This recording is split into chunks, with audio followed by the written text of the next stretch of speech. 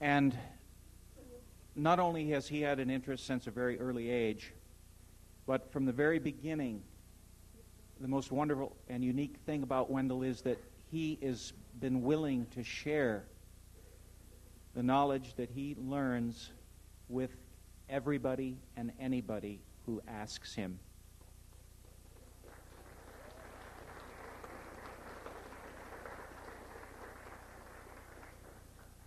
And this is so wonderful and so special and so rare. And tonight, he is coming to share a little bit of this knowledge with all of us again, yet again. You know, I think Wendell has probably forgotten more things than most of us will ever know about this subject. And I don't, I mean that in the best possible way. And it's a rare treat tonight because he's going to talk on a subject that, in truth, for the last, 8 or 10 years anyway, it's a subject that he has been reluctant to continue talking about. He says, the Meier case, the Palladian case, that's old news. We did that investigation, years ago. I've said everything I have to say on it. And that's pretty much where he's left it, and he's moved on to newer stuff. Now, there are generations of people that are now interested in the phenomena, and many of them really don't know much about the Billy Meier case. And in addition, there's now a big move afoot to debunk it. Oh, yeah. Yes, there is. Well, yeah, there always has been, but there's another new, fresh, orchestrated attempt at, I would say, almost professionally debunking the Meier case. And two of the people behind this position, that the Meier case is a hoax, are Cal Korff and Glenn Hoyen. Thank you, Wendell. Drew a blank there. Yeah, Cal Korff and Glenn Hoyen. Now, I want to let everybody here know that both of these gentlemen were invited to be a part of this retrospective. As a matter of fact, in the beginning, I had an idea for this really to be more of a structured debate between the current generation of debunkers and those people that were really there on scene, those people that really did the work, etc. But the other side, if we can, the debunking side, for whatever reason, is not here. Now, that alone may say something to some of us. It says something to me, for sure.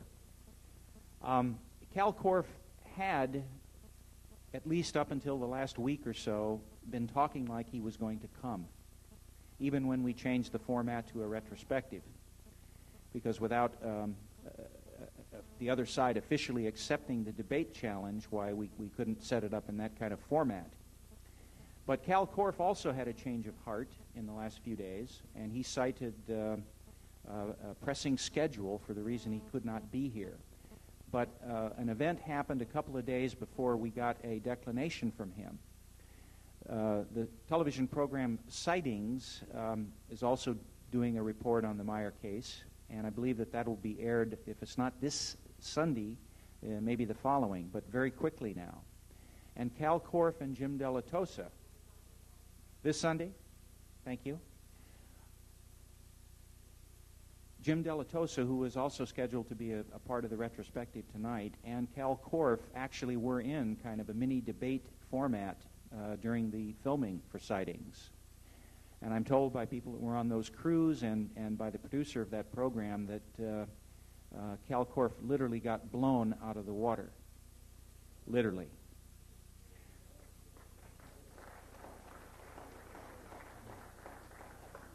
And my suspicion is that this is the real reason that he may not be with us tonight. So, a brief word about Jim Della Tosa. Jim was the man that did the original photographic analysis on the Meier photos and negatives. And unfortunately, he had planned to be with us tonight, but I do know that for a fact that he has a major negotiation going on with Lucasfilms, Industrial Light and Magic right now, and some other very big Hollywood players on a couple of projects. And this is, of course, his livelihood now. And Regretfully, he is not with us tonight, but we do have his sincere apologies to convey to all of you that he's not here.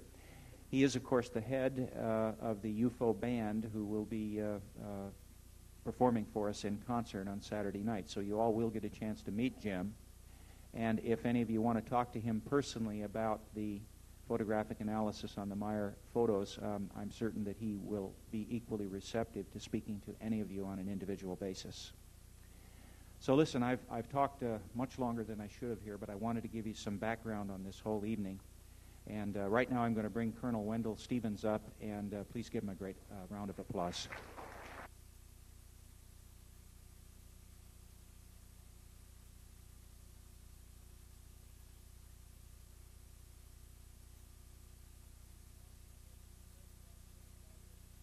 Can you hear me okay? First of all, I want to to thank you all for coming to this meeting tonight. As Bob said, the thing changed quite a bit, so I threw my prepared lecture and notes out, and I'm going to do this extemporaneously. So I'm going to start from the beginning of the case and go from there and tell you details that have never been published anywhere and events that happened in sequential order as best I can remember them. So with that, Pleiades almost seems like an unpleasant word today, the way it's abused and bandied around and misused, but it's a very important word. The Pleiades are a very prominent star group in our history and mythology. Everything mentions the Pleiades someplace or other. It's in all of the mythological lore of all of the countries of the world, as a matter of fact. So, did this Meier case that is so controversial, did it start with Billy Meier? No. His case didn't start there, and there were other cases of visitors, human beings, coming here from the Pleiades before Mr. Meier's case with them started in 1975. In 1958, there was a man named Lloyd Zerbes up at St. Cloud, Minnesota, who began having contacts with beings who said they came from the Pleiades. And his contacts went on until about 4 years ago when he died of a cancer. And they went on all that time, and these Pleiadians conveyed a lot of information to him. He never wanted to get any public attention. They gave him technical data. They discussed physics and science, many sciences with him, very much like they did with the ones in Switzerland with Billy Meier. The Pleiadians that were visiting Minnesota were not the same Pleiadians as the one visiting Meier. Now, the word Pleiadians was our reference to that group. They have another name for themselves. We call them Pleiadians because they said they came from a star group that we call the Pleiades. Very apt name. The same thing with the others. The others came from the Pleiades, but they came from different star systems in the Pleiades. When we finally tied down the source of the Pleiadians visiting Switzerland, they said they came from a star that we call Taygeta. It's about the fourth brightest star in the 7 bright stars that make up the Pleiades. The case in Minnesota, in that case, the Pleiadians said that they came from a star group that around the major star that we call Alcyone. There's another Pleiadian group that said they came from a star, or human beings that come from what we call the Pleiades, said they came from a system around the star Merope. There was a Pleiadian case in South America involving an attorney, Enrique Castillo Rincon, who participated in a metaphysical study group, and at a beginning first with telepathic contact and then going on from there with some sightings. And then they were invited telepathically to choose a representative in that group for a meeting with those human beings who said they came from the Pleiades. Now, they didn't tell them initially this. This came out in the discussions later. But they chose Enrique Castillo Rincon to represent the group, and he followed the instructions, went out into a remote area south of Colombia, about 12 miles south of Bogota, Colombia, and met human beings who got out of a big spaceship and talked to him. They invited him aboard, and he went, and he had several subsequent visits aboard the spacecraft. That's another entire story in itself, and that began in the middle 60s, also before the contacts with Billy Meier began. So those are 3 cases. There are a couple more that I am aware of, and 2 of them began before the Meier case. So we can't say that they are copying Billy Meier. we might say that he's copying them, but he was not there, and the information on 2 of those cases was never published. So, the thing of interest here is, when did it all begin? It looks to me like the Meier case didn't start with the Pleiades. It started with another group that identified him when he was, actually, there's evidence that it started when he was a baby, when he was dying of pneumonia in the crib, and he was given up for dead. The doctor left, said he won't live until morning. And miraculously, he was breathing well in the morning, and he had almost fully recovered. Later, the Pleiadians mentioned their saving his life at that time. He didn't know anything about this, of course. And when they mentioned it to him, he went back and asked his parents if there was something strange about the early days of his birth, and they told him yes, he had a miraculous survival. So that was the first clue that he got that there was direct interference in his life. At about the age of 8, there was a direct contact where he and his father saw an object pass a disc-shaped object pass at low level over a field where they were working. He asked his father about it, and his father said, "Oh, it must be one of those new German weapons." They live right across the border from Germany, and they could see the bombers bombing the city right across, and they wrote it off. But he thought that that couldn't be the case because it was huge. It was a large disc flying at low level. Then later, a few years later, when he was about 10 or 11 years old, now he's seen things in the sky ever since. He got to where he could look up, and he could see them in the daylight in the deep sky. He could look through the blue and see them up there, and he knew they were there. And then he saw them at night also. Then another close approach, and a pear-shaped metallic, silvery gold metallic craft landed in a field in front of him. The door opened, and an old man got out and invited him to come aboard. And he did at that time, and when he got in the ship, he noticed that they took off because the ground receded from them, but he wasn't afraid. The old man talked to him very gently, and he set him down in a chair there, in a seat, put a helmet of some kind over his head, a big helmet with lights and wires and things going into it, lights on it. And in a few minutes' time, they inculcated a vast amount of knowledge in his head, just pumped in somehow into his subconscious mind. And then after that happened, triggering events would awaken realization of some of these things that he knew, but he didn't know how he knew them. So with the knowledge that was instilled in his mind, he was able to attend school, although he attended very seldom because he was the poorest, among the poorest of the boys in the school. And because he didn't have shoes and he didn't have new clothes and things for school, the more affluent boys picked on him, and they would set him up as the butt of pranks. They would pull a joke on the teacher, make it look like Meier did it, and he would frequently get punished for it. And the time came when this seemed to be a regular thing, and the boys took pride in getting it over on Meier. He began to think, well, if the teacher can't see through this, and the boys are getting away with it, then I really am superior to them because I know both. I know they're doing it, and I know the teacher doesn't understand this, and he'd take his punishment and say nothing. But because of this, he didn't go to school very often. And he got to where in his 4th year, I think he only attended school something like 26 days, and in the 5th year, 17 or something like that, and 5th grade. And they passed him out of the 5th grade to get him out of there because they regarded as a troublemaker, and he never went back to school after that. So he doesn't have much of a formal education, but he has a pretty good mind for any of those that have read the stuff that he translates from the contact notes. And he became, because he left school early, of course, the truant officers were looking for him too. He went to work on a farm, and he drove a tractor. He did a number of things. Because of his reputation in the school, it kind of rubbed off, and he didn't have the best reputation in the town of Bulak, where he was raised and lived. And the time came when they thought that they'd lock him up because he was the troublemaker in town, and they took him to the local mental hospital.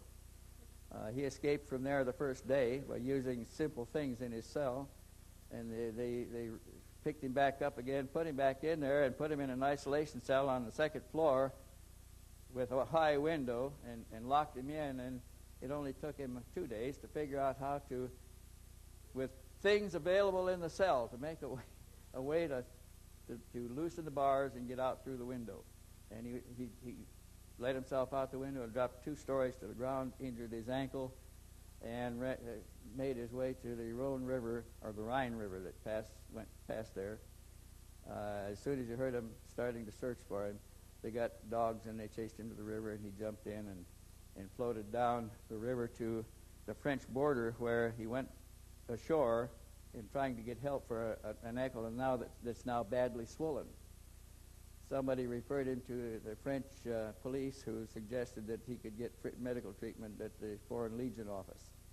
They recruited him into the French Foreign Legion, and he was assigned to Algeria for training. Now, that's the worst of the outposts in the French Foreign Legion, and it's a tough place to be, and all your old Foreign Legion stories are based on the Algerian outpost, but that's where he was. And he was there for a time. He made friends easily. He was a congenial fellow, but now he had better clothes than he had before, and he was eating better, and he tired of it in a few months' time and decided he was going to leave. Well, the old sergeant of his troop said, "You can't leave. Nobody ever leaves here alive." And he said, "But I'm going anyway." And the old sergeant said, "Well, if you're going, let me give you a piece of advice. Get to water as soon as you can. Nobody else makes it across the desert alone." And he took another man with him, and he ended up having to carry the other man a long ways.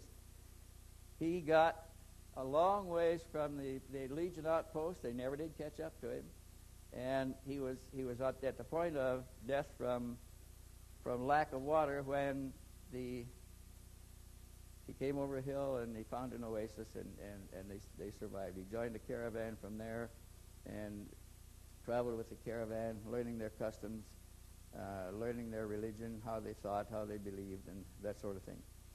So he had a very colorful beginning, and about this time, the old man that had been training him, or about shortly before this, the old man said that he visited him for the last time, and he said, "I won't see you anymore. Another teacher will take over. Another instructor will take over." And it was some months, I think, before he heard the voice of the new instructor. It was a female voice. It turned out to be a human being, again, who called herself Asket. She said she came from what she called the doll universe, and that her mission was to help prepare him, to educate him for a future task. Now, it was Asket who led him through all of the major religions, one by one, where he lived in those societies. He learned their religion. He became a Sunday school teacher, or the equivalent of a Sunday school teacher in several of them. He worked his way across the desert with a salt caravan or a camel caravan. He got to the Red Sea. He was captured by pirates, and he was imprisoned aboard a pirate ship for a time. They put him ashore in Turkey, and he made his way across the Middle East there to India, where he lived in an ashram for a year. So he has a very colorful background. Now, strangely, last month in New York, was almost a year ago in New York, I was at a Whole Life Expo, and I was late because my airplane was late. I had to take a taxi in to the hotel because nothing else would get me there in time, and I ran up the stairs and was running down the corridor. There's a man on the platform like this, trying to hold it until I got there. And as I ran down the corridor, a lady grabbed my arm and said, "I got to see you after this." And I said, "Okay, when I get off, I'll talk to you." And when I came out, she was waiting again, and she introduced herself. She said, "My name is Phobal Chang." And she said, "I was a 10-year-old girl in the ashram where Meier was living at the time, and I would like to tell you a little bit about what we knew of Mr. Meier there." She had a little 8-year-old brother at the time. She was the granddaughter of the head of the ashram. Her family lived there. They liked Mr. Meier because they spoke a little bit of English. Meier spoke English. He spoke some Hindi also. But they liked Mr. Meier because he had a pet monkey. And he would let the little boy play with the monkey and make him do tricks. The monkey could do some marvelous tricks. And so she remembered him very, very well. And we were sitting at a table in the Pennsylvania Hotel in New York, and she said, but the villagers around there kind of regarded him as strange. And I said, strange? What do you mean strange? What, they think he was crazy? She said, oh, no, they didn't think he was crazy. She said they thought that he was in touch with a celestial woman, or he was being visited by a celestial woman, because some of the eyes around the ashram, there's a lot of eyes in India, had seen him taking pictures of the spacecraft and had even seen him talking to the occupant of the spacecraft outside of it on the ground in India. Now, this was a corroboration I'd never heard of before.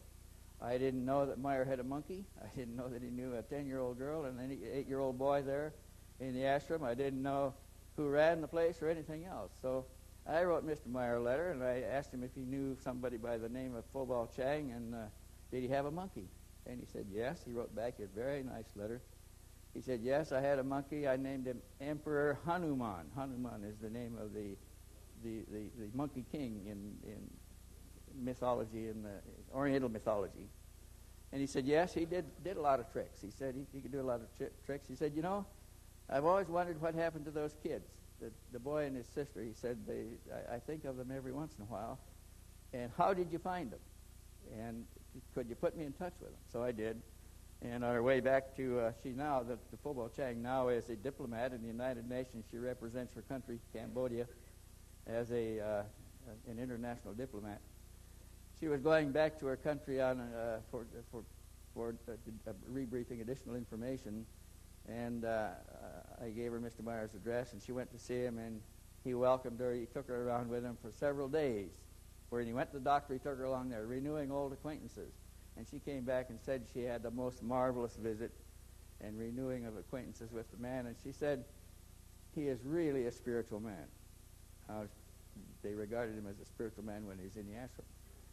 So that was interesting, because I didn't have that information before. I didn't even know for sure that he'd been to India, except I had some photographs that were given to me by somebody else one time. That was a copy of a picture that was published on the front page of the New Delhi newspaper, and it showed 8 luminous spots in the sky over the railroad station. It was taken before a crowd of 2,000 people at the railroad station. They're waiting for a train to come in India. They get on the train, they hang on the sides, they ride on the top and everything else. And they were waiting for a train to come in, and these things gyrated all over the station there for a number of minutes, enough time for word to get to the New Delhi newspaper that there was a craft over the railroad station, unusual aircraft, and they sent a reporter to the station to do the story. He got there, people in the crowd pointed out Meier as a man with a camera that had taken the pictures, and the reporter went to Meier and asked him if he could borrow the film, and Meier gave him a roll of film. He took it back to the newspaper office, developed it, and they printed 2 pictures on the front page of the New Delhi Times, and sent the pictures and negatives to Mr. Meier after that. So I asked Meier about the pictures, and he showed me other pictures that he had taken in India, about a dozen he had. And I even published some of those in the first book I had, but I didn't have a lot of information on them. So in this letter, when I asked him about the pictures and about the monkey and about the kids, he said, I took over 300 photographs in India at that time of the spacecraft flying, maneuvering above and around the ashram and the railroad station in New Delhi City. And he said, I had all those pictures. I kept contact notes. He said I had good contact notes on those contacts. There were scores of contacts with the woman who called herself Osket from the Doll Universe. And he carefully guarded his notes, but he sent copies of important ones out to a few friends in Europe. He also sent copies of some of the pictures. When he was coming back from India, he was unemployed all this time, so he's making his living by working at whatever he can do as he goes around the country. He was a snake catcher. He was a veterinarian. He dug graves. He begged for a living. Everything you can imagine to keep body and soul together. And on his way back from the ashram now, he's carrying some baggage. He's got his contact notes, he's got his photographs, and he's got some clothes and things that he'd accumulated there. And he accepted a job with American drug enforcement people, intelligence agents, pursuing a drug running ring in Turkey. And he infiltrated the ring, the Turkish ring, and was arrested with them when they were arrested coming across the border into Jordan. was thrown into jail with the rest of the ring, punished, beaten, and they took all of his things away. And when we finally got him released, they just opened the door and told him to go and don't look back. He didn't get anything back, but he carried with him. He lost his contact notes, he lost his pictures, he lost everything in Jordan. So he doesn't have a whole lot of record of what happened in India. He only has what he was able to recover from friends in Europe that he had sent out while he was there, and that's 3 or 4 of the contact notes and about a dozen or more of the pictures. So how did I get involved in all of this? I was collecting UFO photographs, been doing that for a long time, and probably a dozen years or more before this, and I had over 2,000 pictures in my file, photographs of UFOs. And I had been exchanging UFOs with UFO collectors, investigators all over the world, and I had a lot of contacts. One person that I was exchanging information with was Lou Zinstag in Switzerland. She was a multilingual journalist who published the first UFO journal in Europe in German in Basel, Switzerland. It was her area where this was all taking place, and shortly after Meier got back with the first pictures taken on the 28th of January 1975, they came to the attention of Lou Zinstag. She went to see him, and she found a poor farmer living as a guard on a property, a caretaker on a property that was not being occupied by the owners. And it was a very simple family, a man with a wife and 2 or 3 children ahead at the time. She talked to him about the case and about the pictures that he had been taken. And her first question, she was a devout fundamentalist Christian. And one of the first questions she asked him was about, did they have Jesus Christ? And he said, no, they don't have that concept there. They don't have their creation is not personified in our image. It's not like us. So this turned her off a great deal, because this flies in the face of her basic religion, and she's an older lady, and she didn't want to give that up. So she said, well, I like the man. He's a simple man, but he doesn't have Jesus Christ. The beings may not be all that good. But he gave her about 12 of the pictures at the time. And she took the 12 pictures back home, and she wrote me and told me that she had something very interesting to show me, and she thought that she ought to show them to me personally, that she was going to come to the United States in 2 weeks, and if I'd meet her at the bus station, she would bring them with her. So a few weeks later, 2 weeks later, I met them at the bus station. They called me from New York and told me which bus they were on. And when they arrived, it was Lou Zinstag and Timothy Good traveling together. And they were on their way. They were bringing the pictures to show me of the Meier case, 12 of them. But they were also basically here to do their own investigation of the Adamski case. And they were interested in investigating what could still be investigated of the Adamski case. And they were on their way to Vista, California to talk to any of Adamski's old neighbors and relatives that might still be around there to reinforce some information. Now, Lou Zinstag had a very personal interest in the Adamski case, because when he went to Europe on the 2 trips he made there, she was his translator. She went around with him as his translator in the Netherlands, and when he went to the Vatican in Italian, and in German around the central part there. And she was very much impressed by the Adamski figure, and she kept a lot of notes on things that they were doing. She kept a diary and made notes on Adamski and himself. And they were over here to re-verify information, from which Timothy Good later wrote a book on Adamski.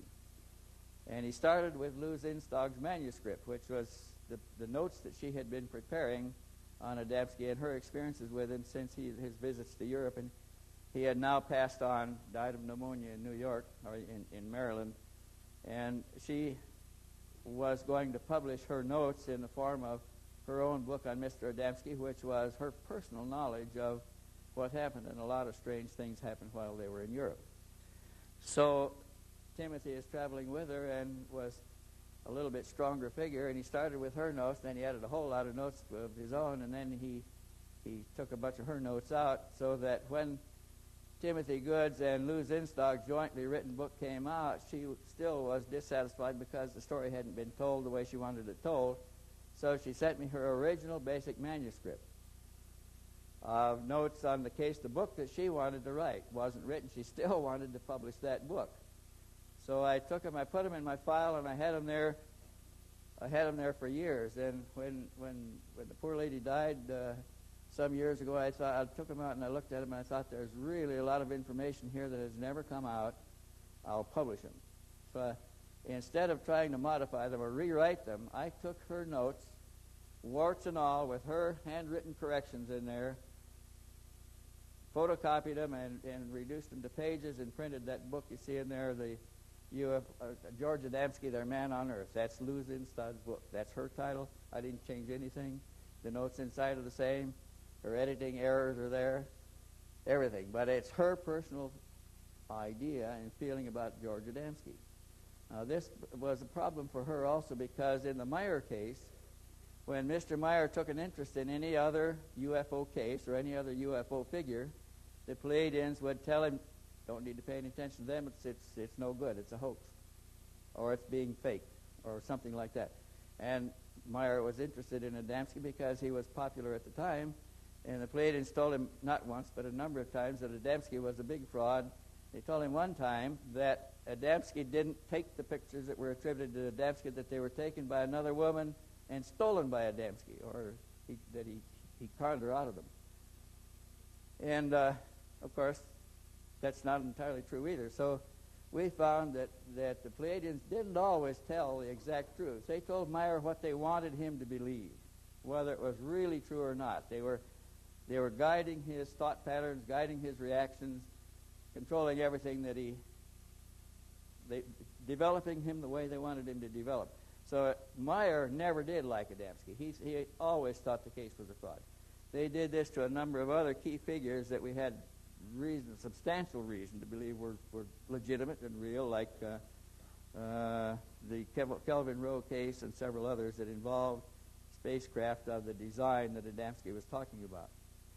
Now, when they got to when they looked for the intelligence agents that Adamski called his case officers. When Adamski started taking pictures, the Navy at Miramar Naval Air Station out there in California came to Adamski and asked him to watch a certain part of the sky and take whatever pictures, whatever he got, let them know about it. They knew that he was in telepathic contact with an intelligence. One of the reasons they came to him. So he took remarkable pictures, but every time Adamski had a substantial contact and reported it to the Navy case officer, finally they assigned a second one so that if he couldn't catch the first one, he could get the second one. And then the Air Force would send an executive VIP jet out to Miramar Naval Air Station from Washington to pick him up and fly him back to Washington in a military jet.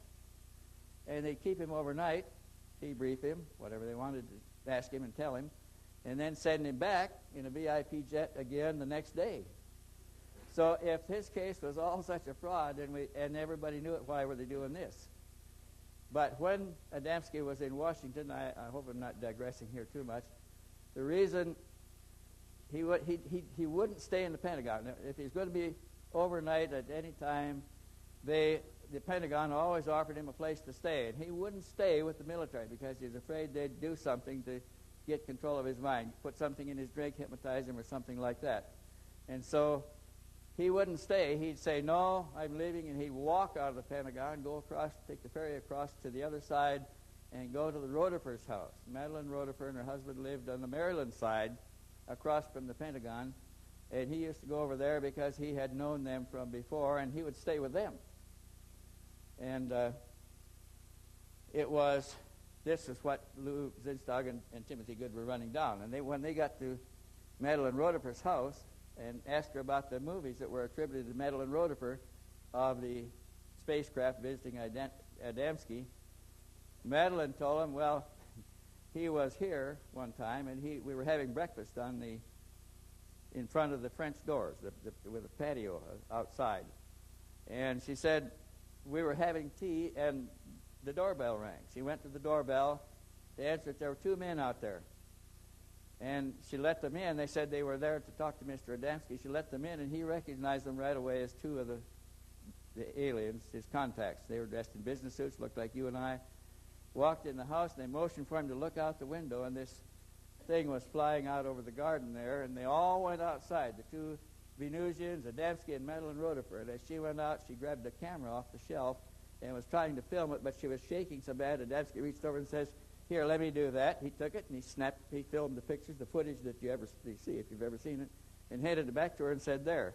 So those pictures were taken by Adamski in front of two alien men standing there watching the whole thing at that time. So the Adamski case can't be written off that easily. There's a whole lot more to this, and this is what Timothy Good and Lou Zinstag were checking out and following up on when they came here on the Meier case. So the Pleiadians took great pains to make Meier think that the Adamski case was a total fraud because of all these other things that are now becoming involved in it. So when I got there the first time, Adamski, I found him. First of all, I didn't have the right address.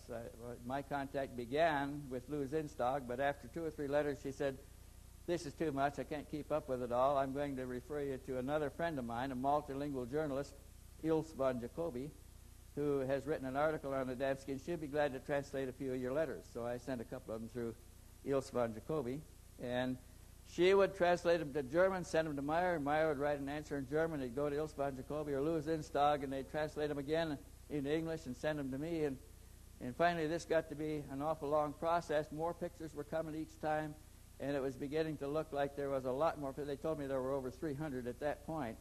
And I thought, my God, this is going to take forever. I'll just have to go over there. And about that time, I got my income tax refund back, bought tickets, and went to Switzerland to find him. When I left, I didn't have an address for him or not. My addresses were to Lou Zinstag and Ilse von Jacobi. So when we got to Germany, I went to Ilse von Jacobi's house and asked her to take me to Meier. So she said, okay, but after we got to Switzerland and Zurich, she said, you know, I don't really know where he lives because I've never been here before, but I think we can find it. So we started out from Zurich, and if you've ever been to Switzerland, there's little tiny street signs there that with points on the end that identify all the streets. We couldn't find any signs that said anything about Schmidrudi. They had moved by that time, and they were in the location they're in now.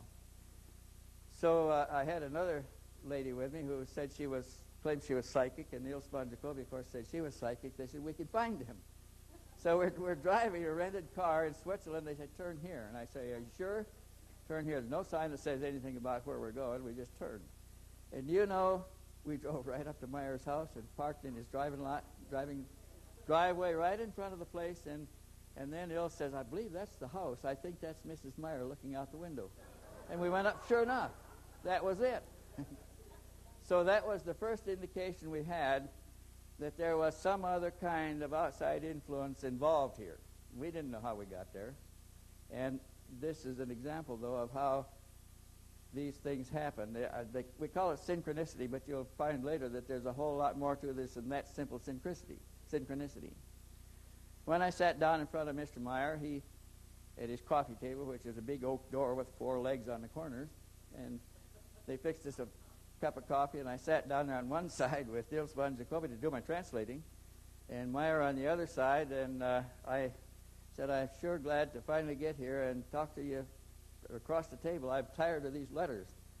And he answered, I'm pleased to meet you, Mr. Stevens, and I am glad you're here. Now, my translator said he couldn't speak a word of English, and here he's just done it.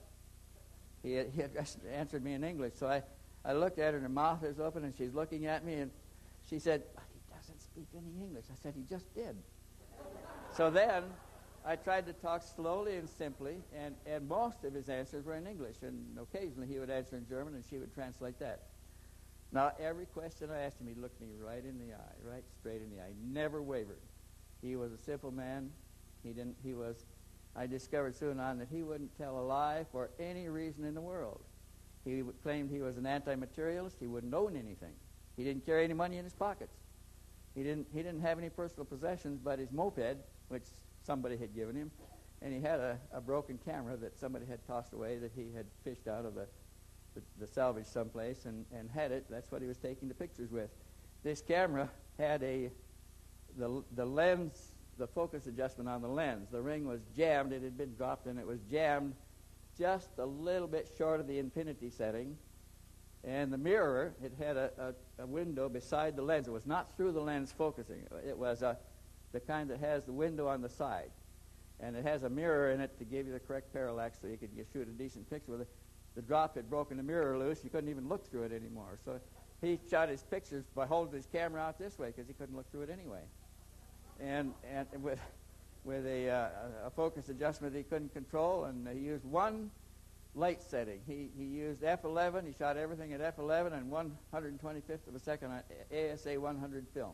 All those beautiful pictures were shot that way. That's how good a photographer he was. He really didn't know anything about photography at the time, and he didn't care. His camera worked, and he could use it. Now, after he had taken the first few sets of pictures, friends tried to give him better cameras. And he took the better cameras with him and tried to use them, but he couldn't work them with one hand. The little one that he had rescued from the salvage was a small Japanese Ricoh-type camera that he could do everything. He could hold the camera in one hand, roll the film, snap the pictures, and everything else, and he always went back to that. He just couldn't use the bigger cameras. So here I find a man who is taking beautiful pictures of UFOs. He's got one arm. He lost one in an accident, and he can only do this with one arm. He's taking these marvelous pictures with good scenery that look like somebody posed the ships and everything else. And the composition was even good. They were marvelous pictures. And he didn't know anything about photography. He's using a broken camera. And I'm thinking, he's getting some help someplace. But I took the pictures. I brought them home from that trip, and I started looking for somebody to do some analysis on them. I knew that Ground Saucer Watch was testing pictures and claimed they had a way to do this.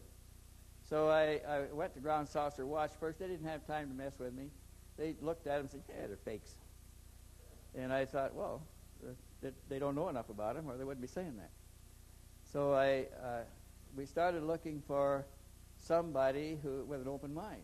And we were looking for, we had other evidence too at the time. I had a piece of metal, I had a number of things, and we were looking for a scientist who had an open mind, probably a cross-disciplinary scientist that wasn't locked into peer pressure in any particular field. And we found this in the case of Mr. Jim Dilatoso. Didn't even have a degree.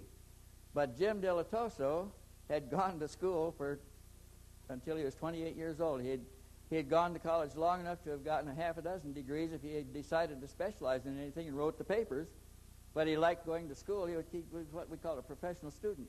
He liked going to school. His family could afford it. He just kept going to college, taking more subjects. He'd taken all the electives, and I was taking all the sciences.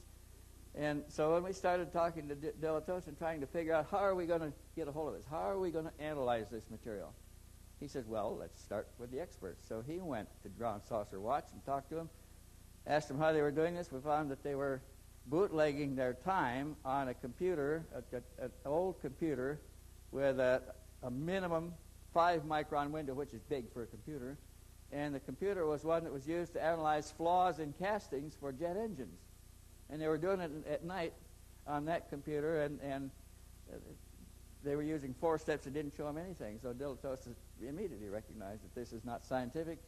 They're eyeballing it and making the computer say what they want to say, and then writing up a little story describing what was going on and getting away with it. So we talked to Bill Spaulding's second-hand man, asked him if we could get a look at the equipment.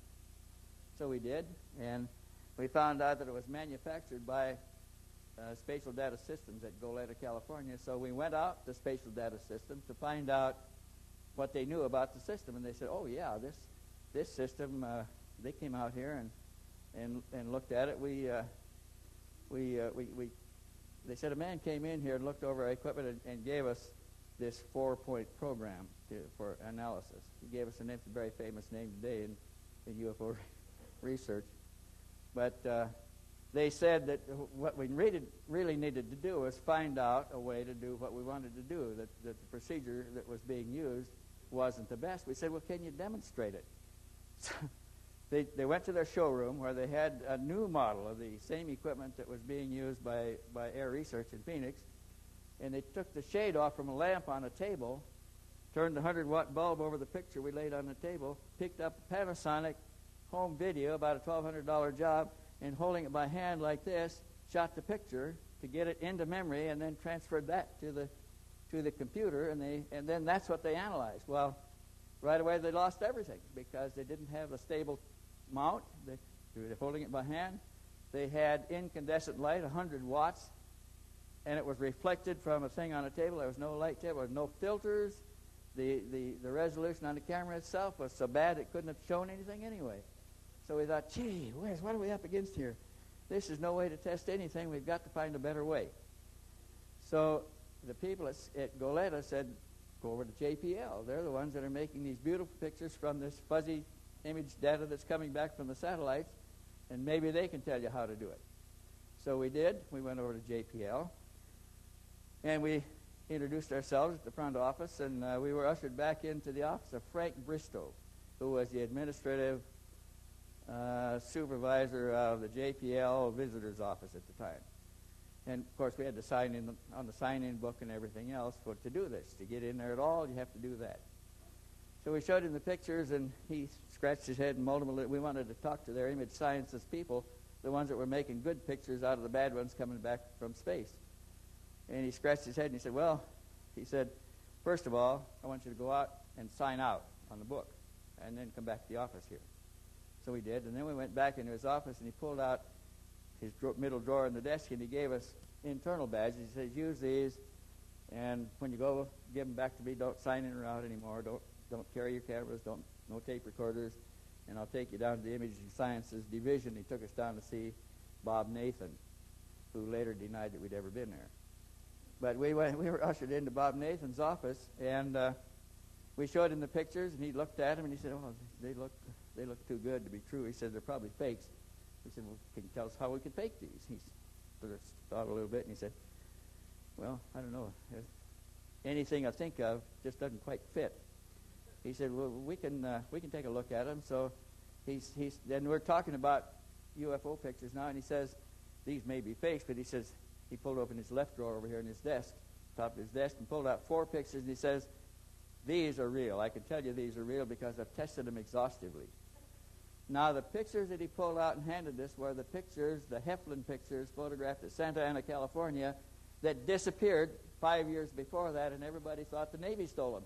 Here he's got them in his upper left-hand drawer in his desk, and they were the original Polaroids taken with the county camera.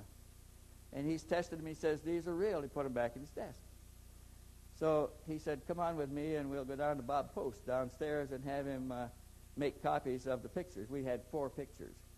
Now, before we started testing, we decided that we would do the best we could, but we couldn't test them all.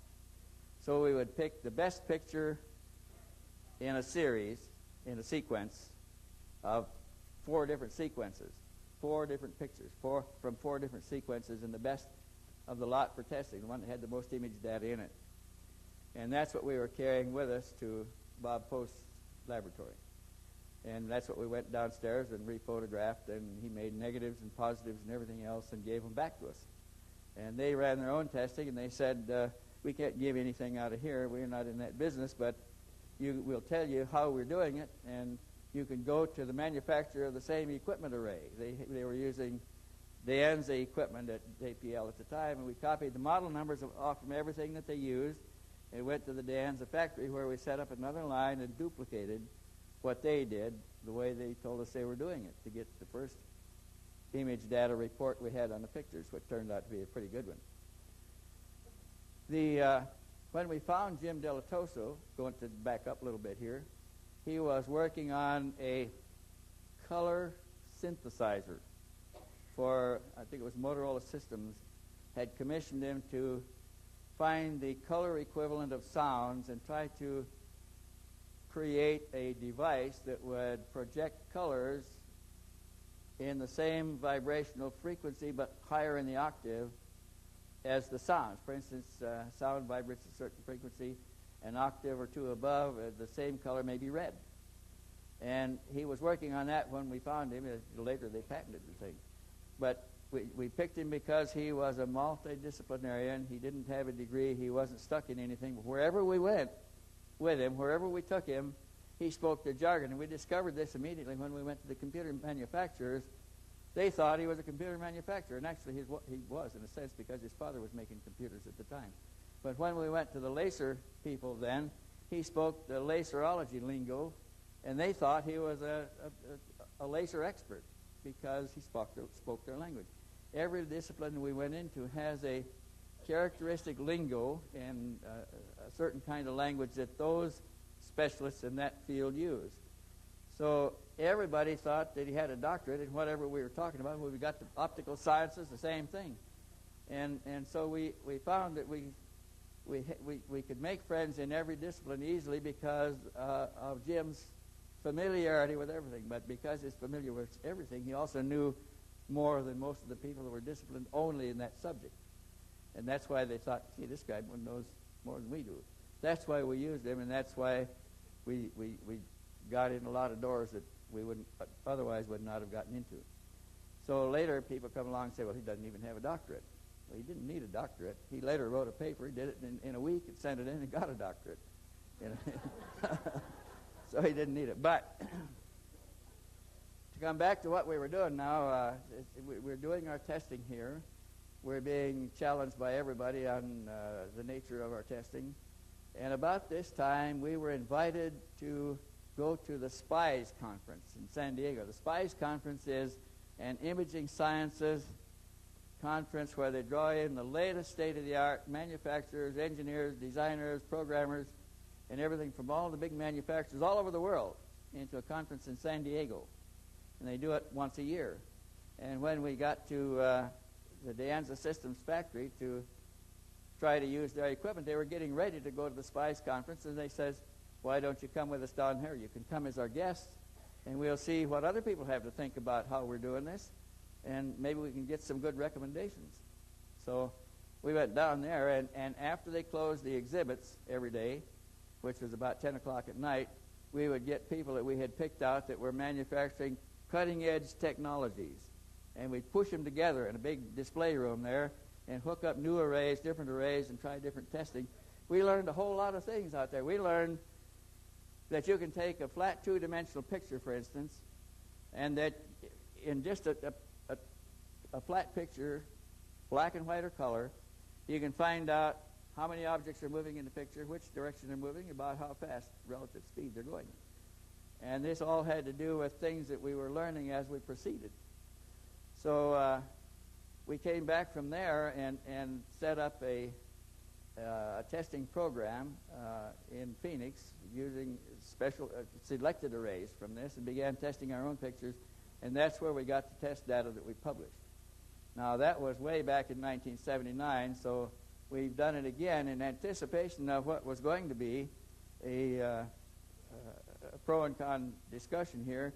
We convened another conference like the SPIES conference in Phoenix just a month ago and brought in optical sciences experts from all over the world by the Wrigley people.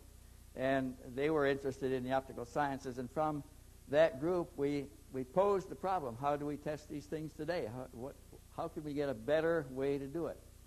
And they studied it for a few days, and we invited some of the selected experts into another meeting in Dilatos's office, and they said, well, your technique was pretty good before, but here's what we can do now. And so we had prepared to bring one of the experts from that meeting out here. He was impartial. He didn't believe in UFOs, didn't care whether they were real or not. We were going to have him critique the methods used by the people that say that they have found a positive proof that these pictures are all fake. And they didn't come, so he didn't come. Now, back to the Swiss case. There were things that developed in this case as we were going that were unbelievable. First of all, when I got there the first time, Mr. Meier took me around to a number of the photographic sites, and we walked over them, and I could see right away that this is going to be difficult to suspend models in. You can't throw them in. You can't shoot them in. You can't. The terrain would slope down steeply like that for 1,000 feet, and the pictures were taken of the object out over the valley. The other side of the valley comes up 5 miles away, so there's no way they could be suspended. And I called Lee and Tom, who had from Intercept. They were friends of mine in Phoenix with a little intelligence business, and they were performing debugging, electronic debugging of telephone systems and bank computer systems. And they were doing a job in London for some London banks, and they were there at the time. And I called them and said, "You got to come over here and see what I'm seeing. This guy couldn't have faked these." And up to this point, I thought there may have been a way to do it. And I said, "There's no way that can be done." So they came over the next day, and we walked over the sites again, drove over them. And looking at them once more, they said, "Well, this is going to take some sophisticated equipment, but we can work it out. We'll rent laser surveying instruments so we can measure distances across valleys, and we'll take pictures. We'll try to duplicate it. We'll make models and suspend them into the scene and all these things." And we went to a number of sites, and they came away. They said, "We don't do this business, but this is interesting, because if he's faking it, he's got a new technique, and we're going to find out about it." Now, these men were licensed private investigators in the state of Arizona. They also had international licenses, which they were using in London, already had business in Zurich. And so we did. We rented laser surveying instruments to shoot distances across valleys. We could measure distance, we could measure levels, we could measure elevation, we could measure a lot of things. And we brought the data back to Jim Delatoso, and using the geometry of the lens and the distances that we measured, we could calculate the approximate size of the craft very easily.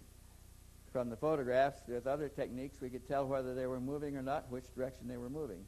So now we were building a database that was very interesting and becoming quite exciting. We had metal specimens that we took out to a private laboratory. The head of the IBM research, the designer of the inventor of the floppy disk and magnetic tape, Dr. Marcel Vogel. Well, he wasn't even a doctor. He was like Jim Delatosa. He was a genius, but he invented the floppy disk and the tape for IBM. And he had a laboratory in his house, and he agreed to test our metal specimens for us because he was a metallurgist to begin with. And he's the one that did the testing that came later that showed that this was probably a material. You going to leave, Michael? Oh, okay. Probably a metal specimen that couldn't be duplicated any way that they know how. So now I've had them over there, and this is my second trip. And we came back from there, and they agreed, although this was not the business of Intercept, and they shouldn't get involved in anything as kooky as this, if we could keep it low level, that they would help me conduct the investigation.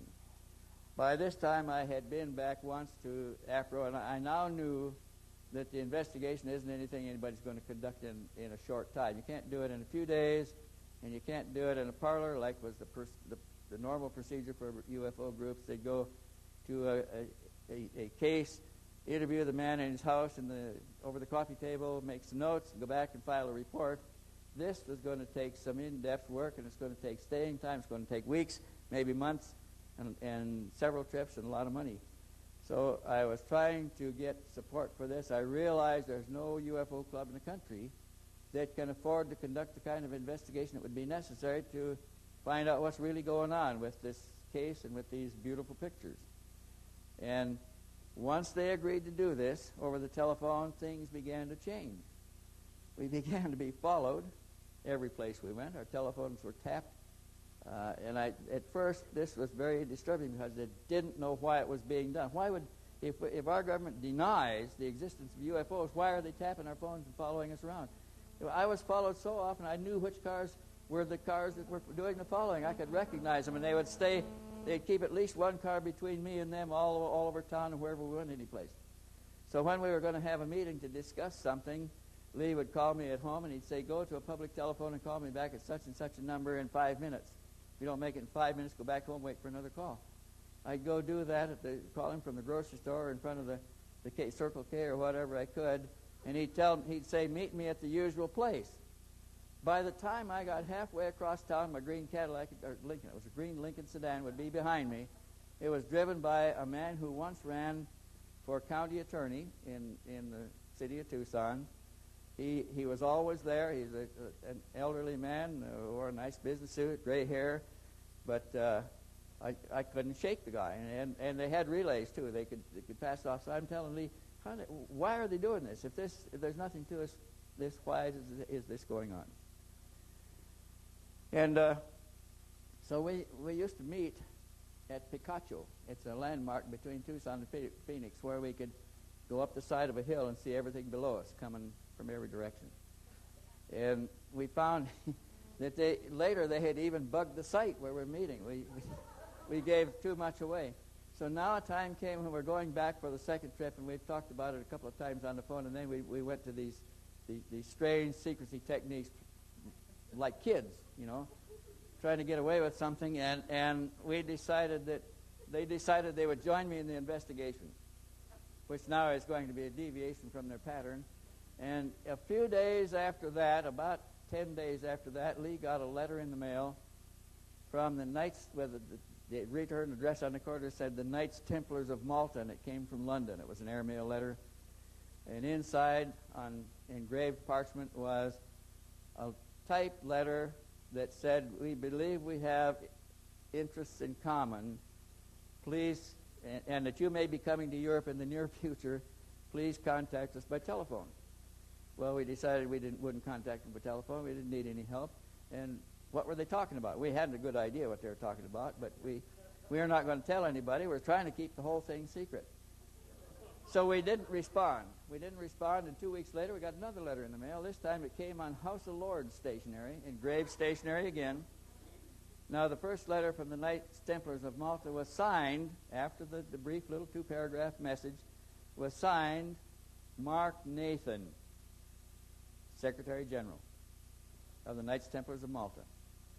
So now we reject that. We don't do anything about it. The next one that came on House of Lords stationery, and it's a letter inside the same way. And this one was another invitation. Says, you didn't respond to our last letter. We still are interested in a communication. Please contact us as soon as you get to London. Now, we hadn't told anybody we were going to London. I hadn't even told my daughters I was going to London. So we decided to ignore that one, too. Now, this letter on the House of Lords stationery was signed again, Mark Nathan, Secretary before the Rod, or something like that it was. It's a strange secretary title that's used in the House of Commons in London. And now he's got our curiosity because it's the same name and the same signature on 2 different important letterheads. So we decided we would wait until we got out of Switzerland and call him on the way back. We didn't want anybody to know where we were or what we were doing. And these guys, because they were private investigators, always insisted on the greatest secrecy. I mean, they went to great pains to obscure everything that we were doing. And so we bought the cheapest tickets possible on Laker Airlines, it was at the time, and went to London in tourist class, steerage class in the back, and got off at the London airport and caught the subway. Now, how can anybody follow you on the subway? We caught the subway into town and got off at Victoria Station. Now, there's the subway, runs every 10 minutes. So if anybody's going to be able to pick something out, this is going to be tough. We got off the subway at Victoria Station and are going to the street to take a taxi cab to an old gunnery sergeant's house where we were going to stay. A friend that we had met before who had a walk-up. He was renting rooms in his walk-up. We weren't even staying in a hotel. And we came out of down the railroad platform heading for the taxi exit, and a big, tall, black cabbie, London cabbie, comes up to us, tapped Lee on the shoulder, and says, "You're Mr. Elders?" Lee said, "Yes." He said, "Come with me." We said, we're going to take a taxi. We're tired. We want to go get some sleep. We have reservations. He said, "I have your reservations." So we thought, well, maybe the old gunner sergeant has sent him down there. So we got in his cab, put our bags in there, and he didn't drive us the direction we were going. We wanted to go out of London, and he took us right downtown London, around Hyde Park, and parked in front of the Grosvenor House. The Grosvenor House is a big apartment hotel on Hyde Park, right on the side of the Hyde Park. that looks at the American embassy on one side and the Russian embassy on the other. And he parked in front, said, I'll lock the bags in the car, come with me, and he locked everything in there. We went in the lobby. He motioned to somebody, and another man came along. We got on an elevator, took us up to the third floor, and he's not giving us any opportunity to refuse or anything else. Now, there were some bars that could be drawn across at that time. I thought they were fire protection, but they may have been something else. Anyway, we got through, and we got off the elevator on the fifth floor, walked down to room number, I think it was 520 on the left-hand side. He knocked on the door, opened it. There was a man with spectacles and business suit behind the door. He said something to him. They motioned us in. It was a kind of a wet bar. There was a refrigerator. There was a little hot plate on one side. There was a sink, things like that, and another door on the other side of this little entryway. He went to that and opened it up and ushered us into a big sitting room. Big sitting room. It was about, for London, it was immense. It was about 20 feet one direction by 10 or 12 the other direction. And in that room was a large overstuffed sofa, four seats, four-cushion one, a big one, and a big, heavy coffee table. And then on the other side, to the left of it, was a shorter love seat type, two-cushion sofa. And over in the corner over here was a big black overstuffed chair with the big black fat arms on a little table on each side, on each arm. And on that side, facing the big lounge, the big sofa, were the picture windows, big, full wall of picture windows that looked out on Hyde Park. And we were introduced to Mark Nathan. And he's standing in front of this big, fat, black, overstuffed chair, and he smiles and he motions us to sit down, you know. So I sat down on the big sofa. Lee and Britt were near the small one. They sat down on the two-cushion sofa, and he sat down, and I started to pull my pants up over my knees like that so it wouldn't be uncomfortable. And about that time, the white telephone on his right-hand side rang 10 short rings. Now, immediately, we knew what that was because we had been in Meier's house at a time when the Pleiadians would ring his telephone 10 short rings to let him know that what he was thinking was them and not his own thoughts.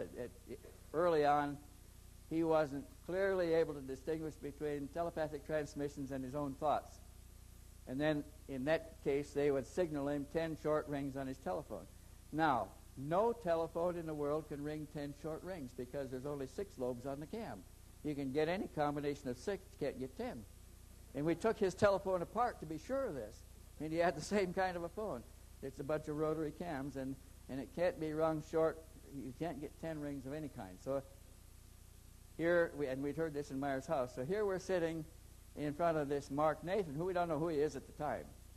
And his phone rings 10 short rings, and he said, he tried to answer it, and there was nobody on the line. And he said, hello, hello, and he tried, and he said, well, that's strange, he said. And I looked at Lee, and Lee and Britt looked at me, and we know what it is. We say, have you ever heard a ring like that before? He said, that was kind of strange, wasn't it? Lee said, do you think it rung 10 times? And he said, well, maybe. And he said, I'll find out. And he picked up his phone, and he called down to the desk. He said, who rang? They said, no calls to your room.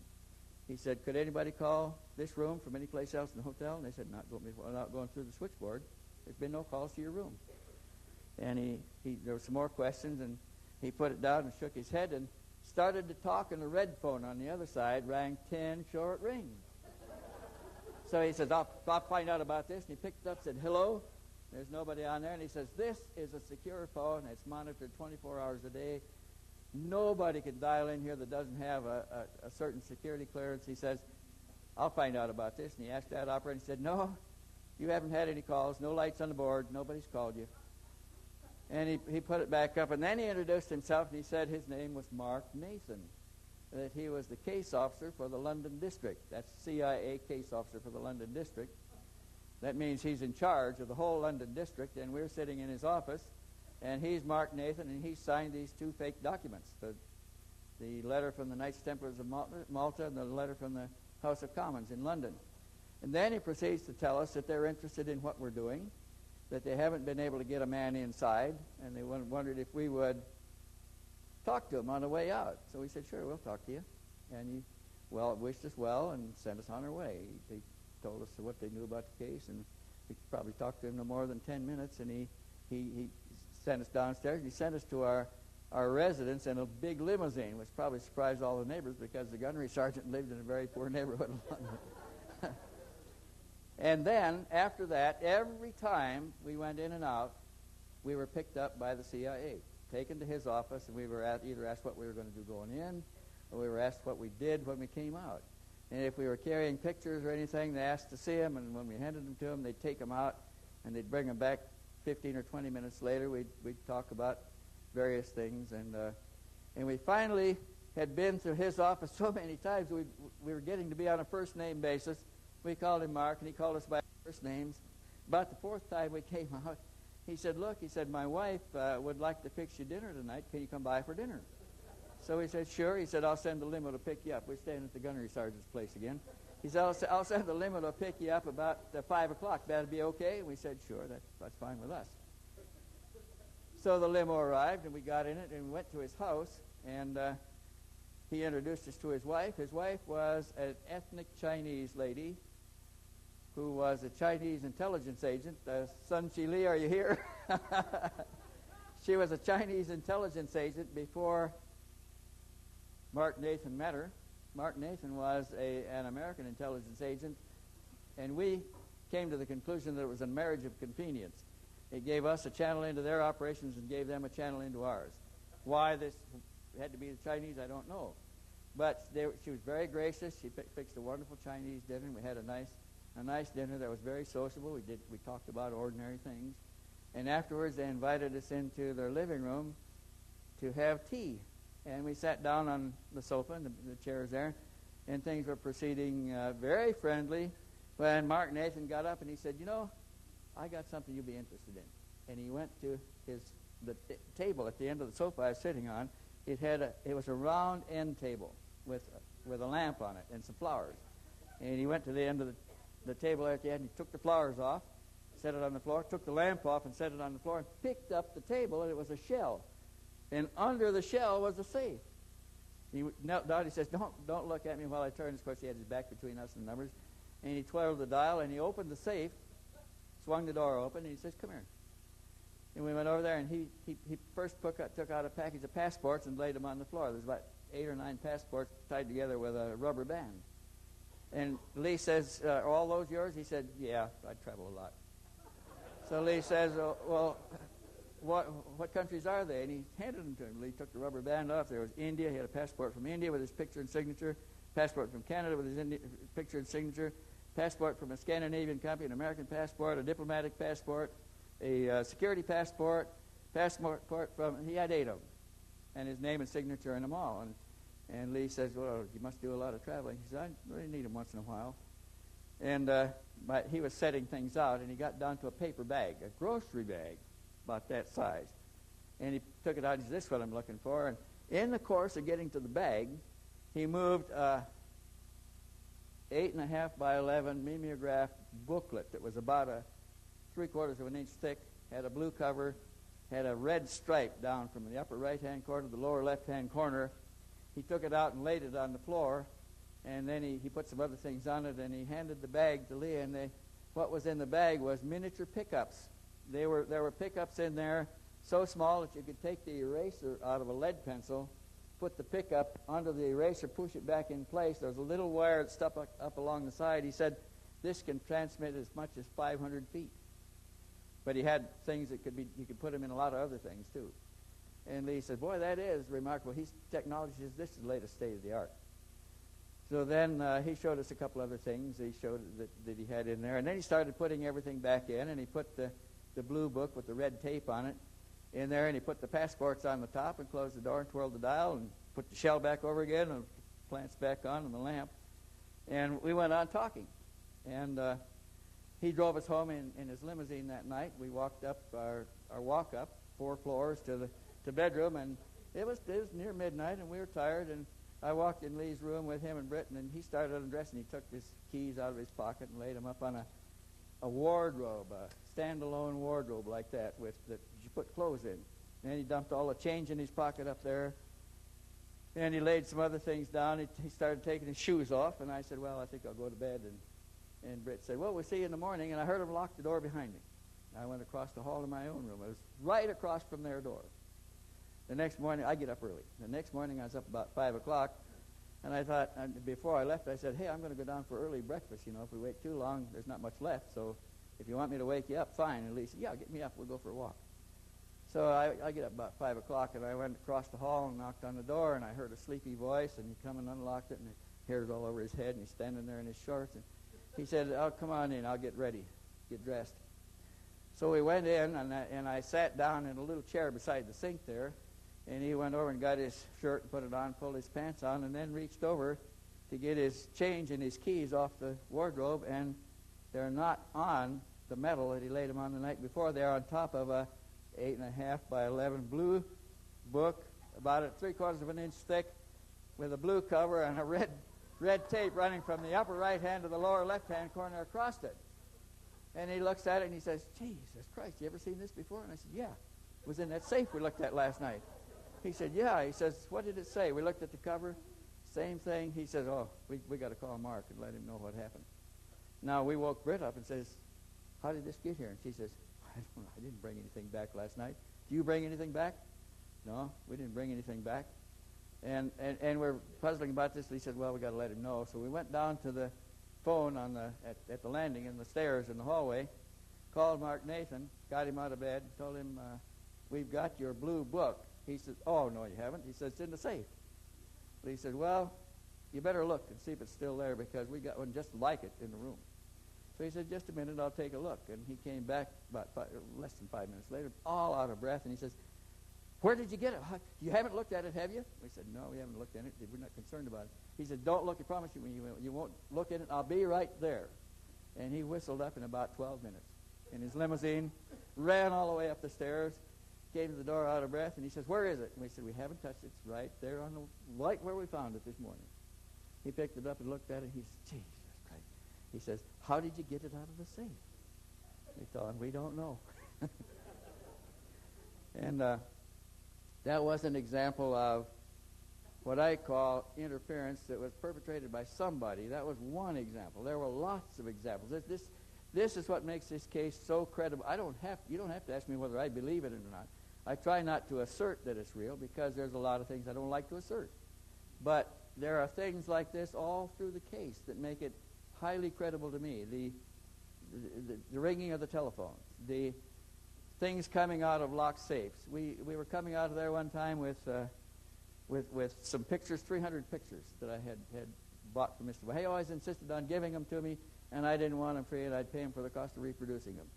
And we're coming out with those, and when we got to the railroad station and got on the train, now we didn't have tickets or passports or anything. I mean, we had passports. We didn't have advanced reservations or anything. We got on a train and rode to the French border, and when you change trains in Switzerland when you go into France, by the time we got to the French border and changed trains and got on a car, there was nobody else on the car. There was a French officer sitting on one end, a police officer, and we got on the car, and we thought he was just monitoring traffic coming in. When the train pulled out, nobody else got on the car. We walked down to the other end. There's another police officer sitting on the other end of the car. And we asked him if there's anything about the car, and he, no.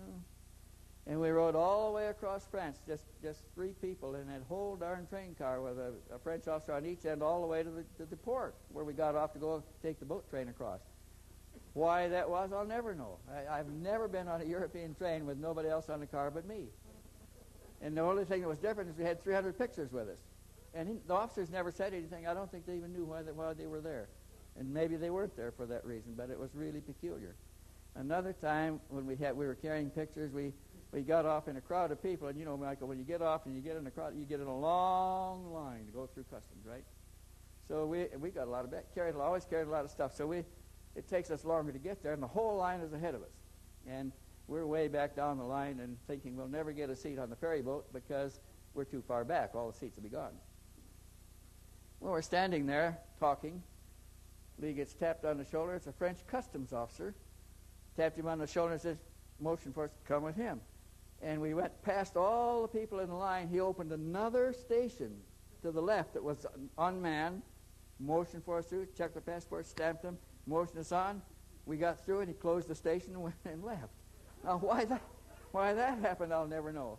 when we got down on the starting platform, we were supposed to catch a certain train and car, we thought, and we asked there's a policeman there, where it was, should have been on this track, and just on that track over there, number 14. So we said, but it's over here. No, on that track over there. But there's our train over there. So we followed him and we went over there, and the train pulled out. And we got to our destination okay, but we were on a different train entirely. Well, that time we had some intelligence agents following us that somebody didn't want following us, and they got on the right train, and we're on the wrong train. And the intelligence agents that thought they were on the car we were on got into a fight on a railroad platform in Amsterdam, were arrested and thrown in jail. And when we got to London and we're taking to Mark Nathan's office, he says, what the hell do you do? Who ever taught you to sanitize a trail like that? We said, what do you mean sanitize a trail? He says, how do you give my men the slip? They're the best in the business. We said, we didn't know we gave anybody the slip. He said, 2 men over in jail over there. He had to send 2 more men to get them out, take more passports and get them out. Now, why that kind of interference? I mean, why is that happening over a case that is ridiculous? It's a UFO case. The government says they don't exist. And somebody's spending an awful lot of money. They're spending as much money to follow us as we're spending to get there. And this just went on and on all the way through the case. How long have we been going here? Oh, my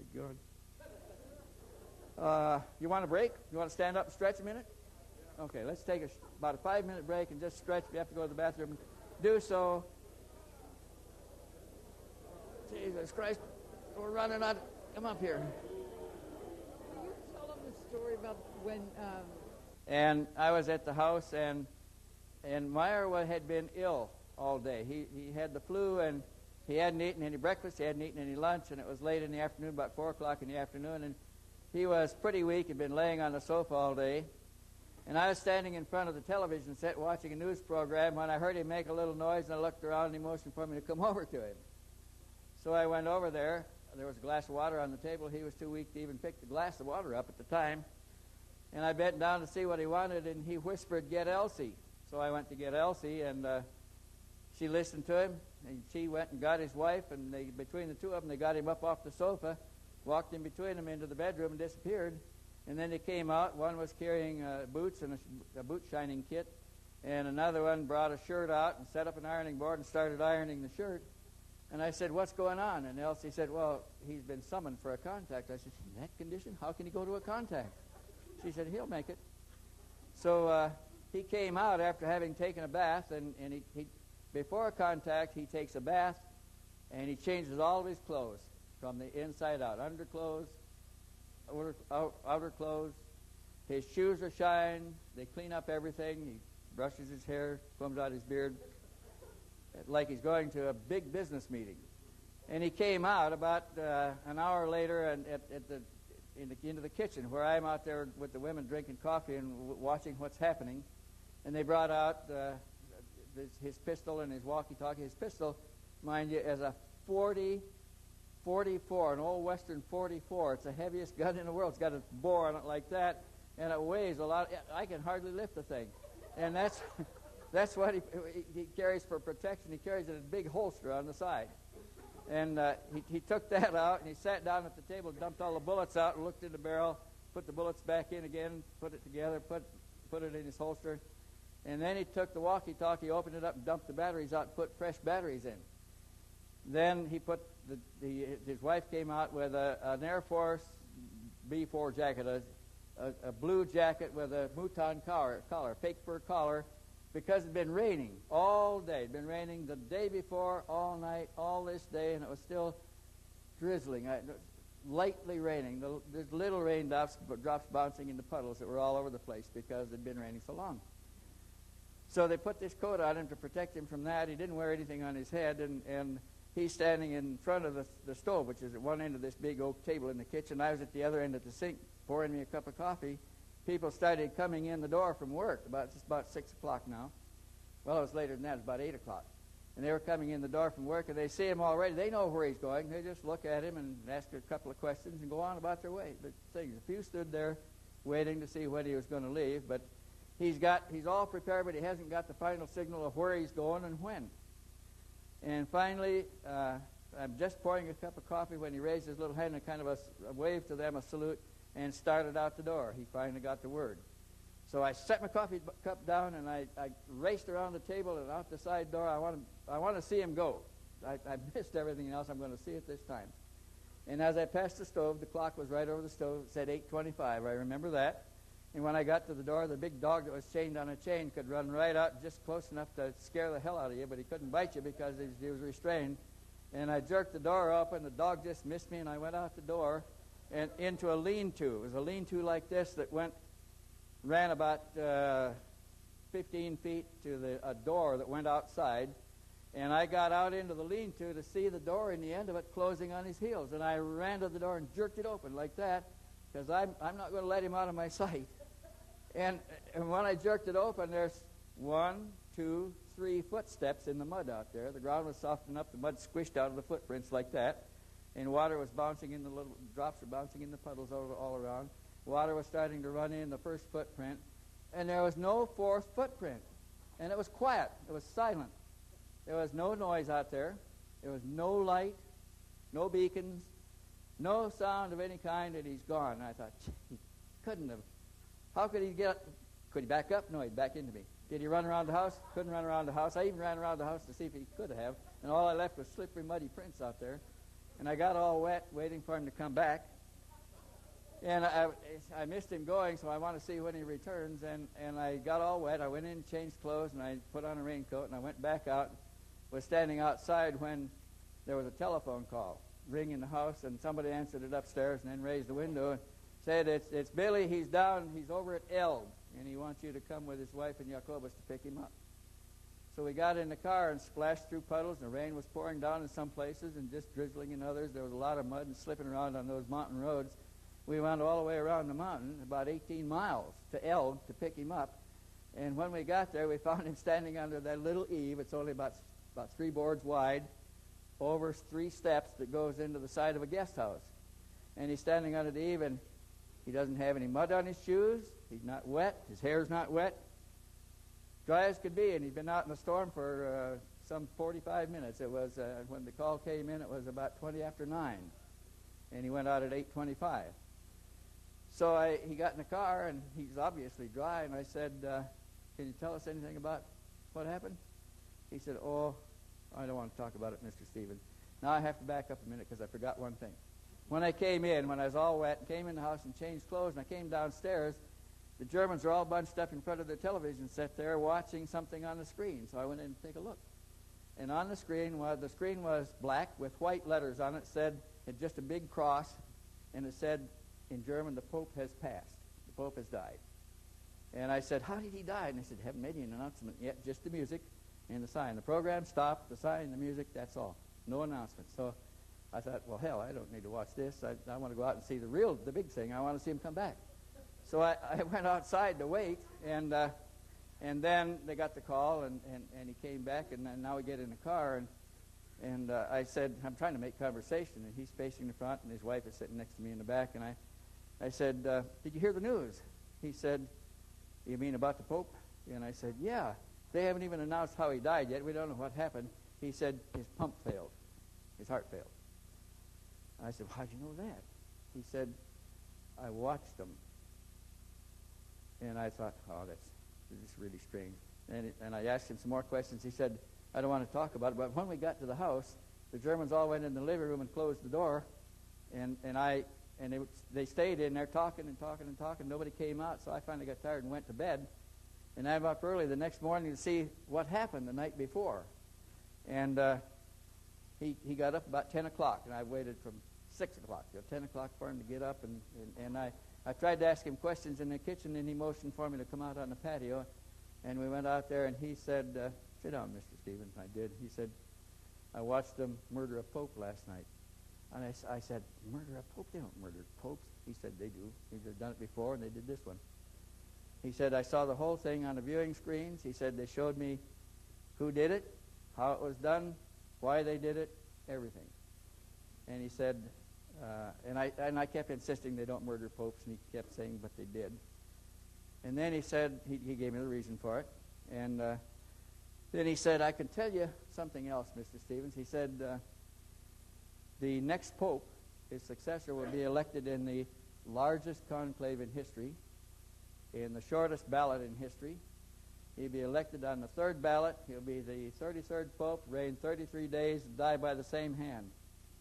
And I thought, Jesus, now I got something I can really test. So I made very careful notes when I got back to my room. I wrote down exactly what he said, and I brought it home with me. And I showed it to other people, and you know what happened? That next pope was elected on the biggest conclave in history because they had more cardinals than they've ever had. He was elected on the third ballot. The only pope was ever elected on the third ballot. He was not the 33rd pope the way we count popes, so that was wrong, but he died on the 33rd day by a heart failure. The same, in the Catholic dictionary, they have the same description for his heart failure. It's a heart spasm. It's a cramp in the heart. And Meier is telling me on the patio out there that they use the poison that causes the heart to cramp, goes into a cramp. And it only lasts, it evaporates out of the body in the temperature of the blood, the heat of the blood, and is gone in about 10 minutes, but it's long enough for it to kill the body. And no autopsy will detect it. They just die of a cramp in the heart. A heart seizure is what they call it. So exactly that happened. I waited 33 days. 3 days, they elected the next pope, and 30 days later, he died the same way. So that was one thing that I could test, and there's a lot of things like that. Now, I don't want to take all the time here. I've already gone too far with my time. I would kind of block this out because Michael Hessman, sitting down here, has been to Switzerland. He's met and knows all the principals. Billy's an old friend of his now, many of the other people there. And I'm going to ask Michael to come up and tell you a little bit about how he got into the case and what he thinks of it. And then we'll bring Randy Winters on, he went to Switzerland. He came to us, and he said, I'd like to go to Switzerland and meet your man. What do you think of it? We said, well, what do you want to do when you get there? He said, I'd like to study the spiritual aspects of this thing. And we liked that because we decided early on, we don't know how to deal with the spiritual aspects of it. Let's only test what we can take into a laboratory and test. We'll deal with the physical aspects. So now here's a young guy that's all inspired up and wants to go look into the spiritual aspects that we didn't like a whole lot. And we gave him all the information that we had and called the people in Switzerland, told him he was coming. And Randy Winters went there, and he's going to tell you about what it was like to be in the group. He became a member of the group. But after Michael gets through here, you want to do it on that, or you want the lavalier? If you live in a country about 5 hours away from Switzerland, I mean, my city, Düsseldorf, it is logical that you go for investigation in the Billy Meier case. So I got interested very early in the late 1970s through the same people who informed Wendell. My good old friend Lutz Zinsberg, who unfortunately passed away in 1986, and we did a lot of correspondence about the Solzhenitsyn case, which I still follow up. And my good old friend Ilse von Jacobi, who is still alive. She is in the 70s, in the late 70s now. She lives in Munich. And they sent me the first pictures, and I magnified them, and I was very impressed because they looked like big objects. So a long time passed before I went there. And, you know, in 1979, I was 15 years old. So, okay, I didn't travel, I didn't do research. So about 4 years passed before I went there personally, and I was welcomed by Billy's family, by his wife. I spoke to his children. I spoke to eyewitnesses. And it was the beginning of many, many visits in Hinterschmidt-Rüti. There's no village called Hinterschmidt-Rüti. There's only Schmidt-Rüti. But this little farm behind Schmidt-Rüti, Hinter means behind in German, behind Schmidt-Rüti is Hinterschmidt-Rüti. So it is the mesquite of Switzerland. So I went to Hinterschmidt-Rüti, and after spending hours and hours trying to find it on a map, which was impossible, after having the bright idea that it could be close to Schmidt-Rüti, after trying to find the 4 houses of Schmidt-Rüti, I went to the Billy Meier farm. It was late at night.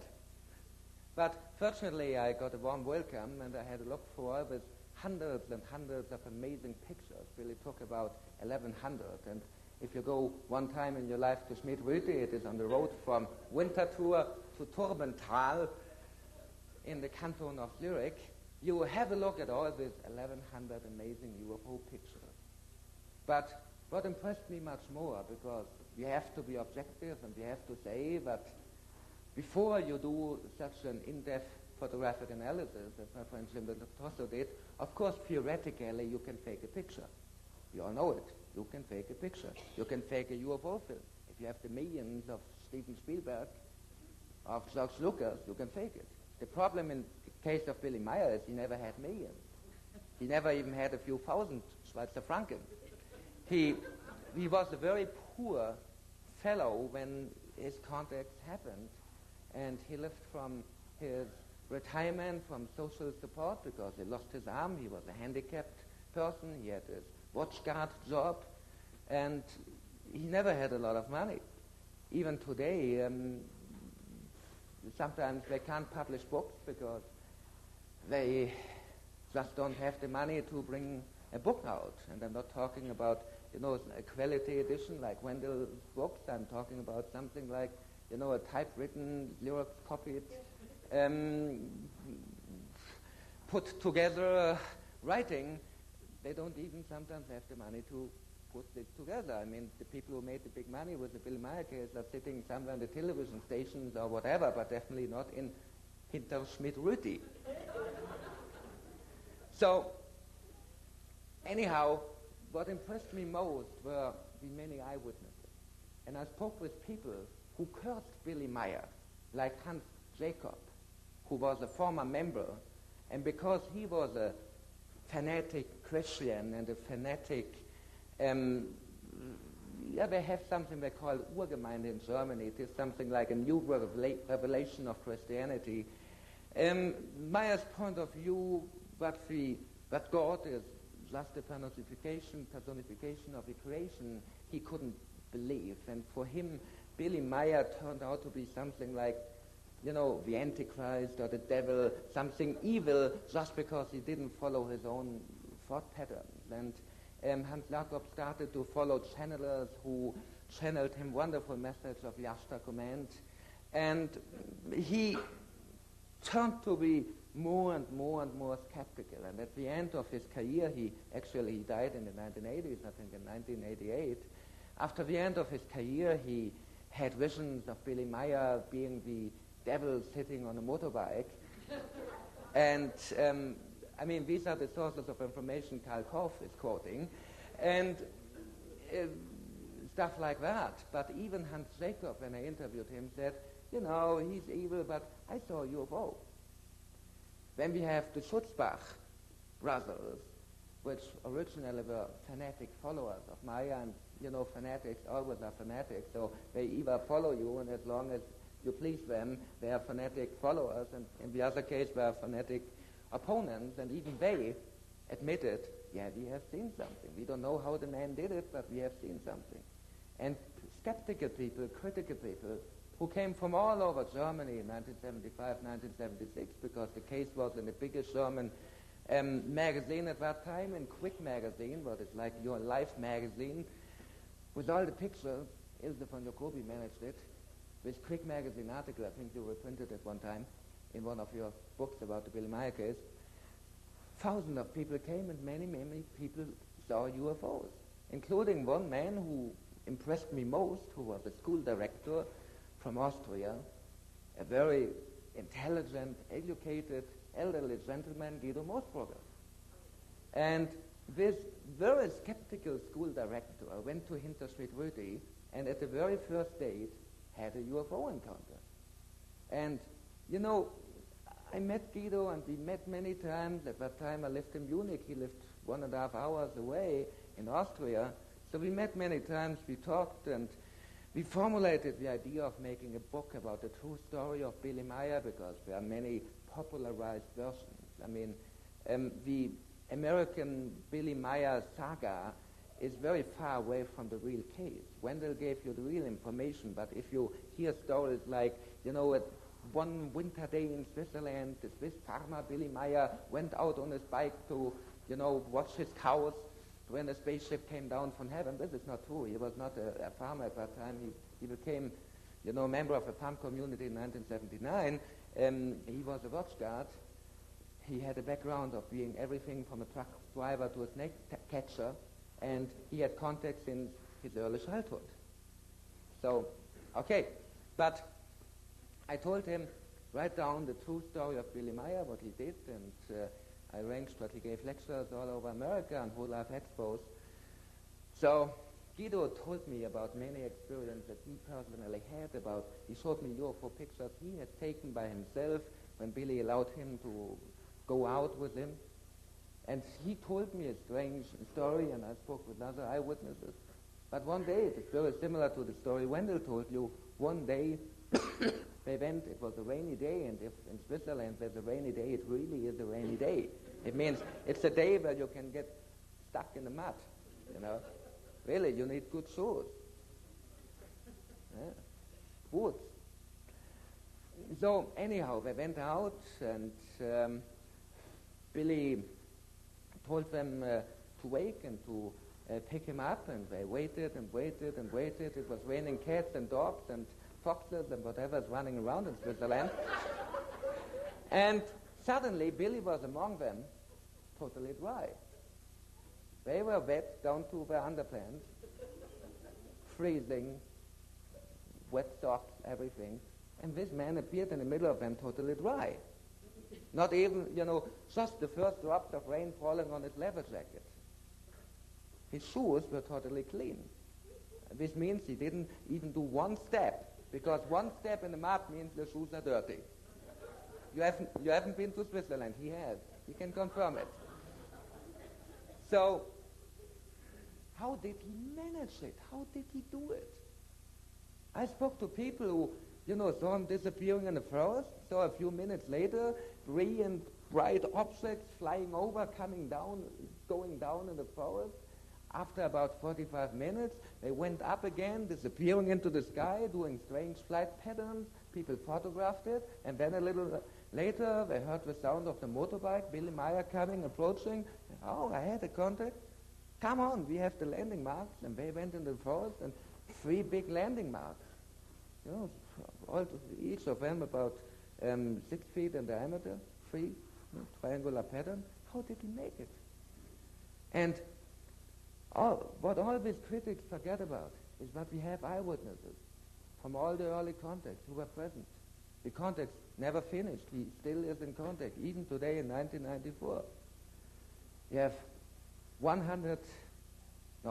280 or whatever, I don't know. He gave me the number. He sent me some faxes over, so I can give you the number in a moment, because I told him we will have a meeting. So don't worry, I don't read it all. I only give you the number of the contacts he had. I mean, Britt Elders is not here, so I don't have a reason to read it. But I don't explain you this joke. I don't explain this joke. No, I will not do it. I will just tell you the number, how many contacts he had. But what do we do out of it? What do we do out of it? Something happened. This thing is sure. One thing is sure. Something happened in Switzerland. Something very strange happened. Something nobody can fake. And we have pictures. We have metal samples. We have sound samples.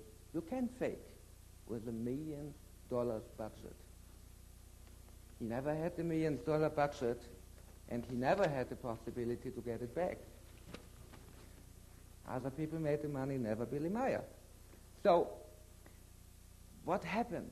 Can we take everything literally? All the contact messages, thousands of pages altogether, can we take them literally? Not really. There's one man, besides Wendell Stevens, who really understood the Billy Meier case, in my opinion. And this man, we all know him, Professor Jim Deardorff. Jim Deardorff wrote a brilliant analysis on the Billy Meier case, where he says that maybe the contactee scenario is just a preparation for contact and the transmission of information, the transmission of inspiration without influencing mankind, giving us the possibility to step back giving us the possibility to evaluate, to use our intelligence, because they don't want to be our leaders.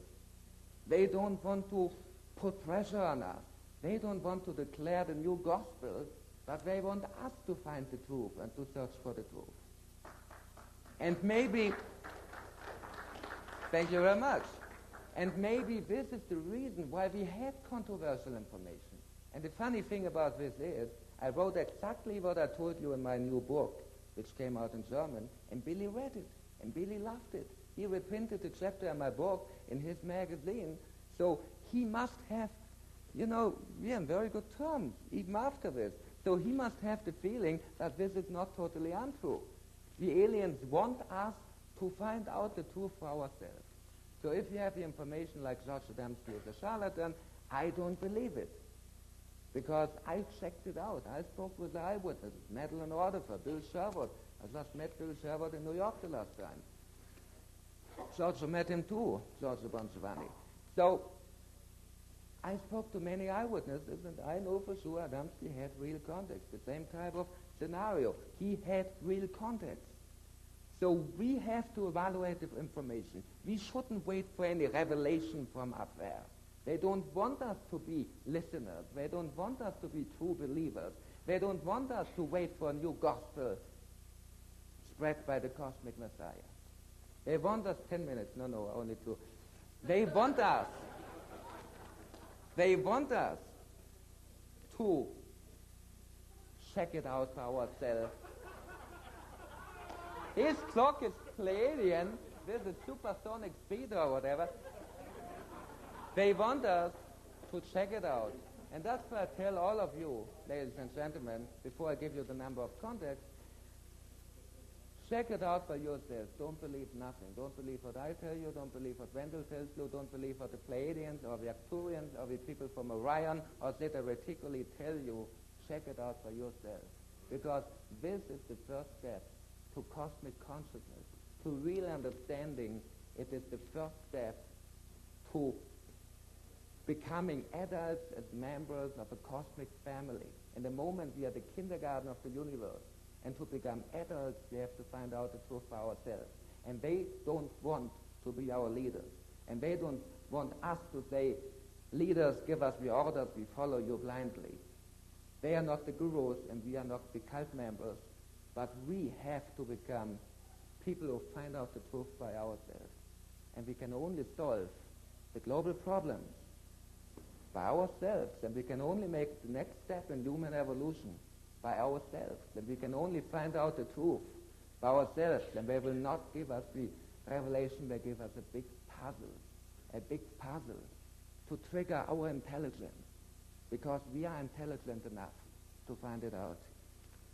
The number of contacts is, at this time, late 1994, 250 official contact reports are in evidence, and 250 contact reports are in the library of the FIGU, of the Free Interest Group for Ufology and Spiritual Studies in Hinterschmidt-Rübi in Switzerland. We had it, Billy Meier of this group. It is a very active group in Switzerland.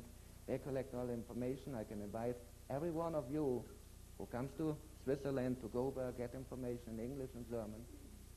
But 250 contacts just to give a big cosmic puzzle for us to find it out. Thank you very much.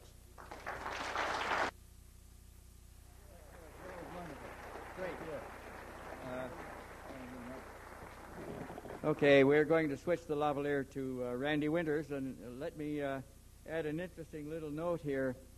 When Professor James Deardorff, a professor emeritus from Oregon State University at Corvallis, Washington, saw the picture book for the first time, he was impressed by not only the pictures, but the little capsule phrases, the paragraphs we put in that book, quotes from the Pleiadians. And he wrote me a letter and said, could you send me something about their ideas of Christianity or about their ideas of God? And I checked him out to see why he might be doing this, and acquaintances of his up there told me that he and his wife were born-again Christians, fundamentalists. And I thought, golly, if I send him what I know about the case, it's going to going to cause real trauma in his life. So I wrote him back and I said, I don't think you want to know what they think about Christianity and the Godhead. And he said, well, he wrote back again and he said, well, tell me anyway. So I sent him a little bit. And it did disturb him, and it piqued his curiosity enough that he went out and bought copies of all the versions of the New Testament that he could find. And then he bought all of the histories that he could find on the writing of the New Testament. Then he bought concordances. Then he bought versions in the original languages. He spent 2 years studying what he already thought he believed, and he studied the history of the New Testament and found that the books were not written in the order that they are in the New Testament, a whole lot of things. And then he got down to the mysterious document, the Talmud, that the Pleiadians kept making reference to. And when I read the Talmud the first time, I decided I'm not going to touch this with a 10-foot pole. Sounds like another gospel. Sounds like this guy's trying to foist off another new gospel on us. That's not my bag. We'll test what we can test physically and forget the rest of it. So I sent him some more information. He began writing Switzerland and getting information around me. And he kept studying. And he was looking for contemporary events reported in the Talmud because he found very few or none in the original books of the New Testament. And he thought if he could find contemporary events reported in the Talmud, it would indicate that it might have preceded the books of the New Testament. And he ended up, having concluded his study 2 or 3 years later, publishing his Talmud of his Celestial Teachings, which was his analysis of his 3-year study now of the mysterious document. And then he wanted to publish the Talmud also, but we had a whole lot of trouble getting Meier to approve the publication of the Talmud. That it wasn't going the way he wanted it to go, but we finally did, and they come together. But Jim Deerdorf is a staunch supporter of the case. He's no longer a born-again Christian. He has a bigger and better philosophy than he ever had at that time. He felt constrained in the belief system at the time because he kind of felt bound into it. And the belief system he has now is much freer and much open. And this isn't to criticize Christianity. They do a lot of good things. I'm a Catholic myself. And I think the churches they perform a great service in our society. Now, speaking of the spiritual aspects of this thing, we decided we can't deal with it. We don't know enough about it. But a young man came to us one time, said he wanted to go over there and study the spiritual aspects. Could we get him an introduction so he could talk right to Billy? And we made a couple of telephone calls, and Randy Winters went over there to see what he could find out about what they thought and believed. So with that, we got him suited up. Let me bring Randy Winters on. He has written his own book on the case now, and he'll carry it from here. Well, I think I'm wired up. Am I on?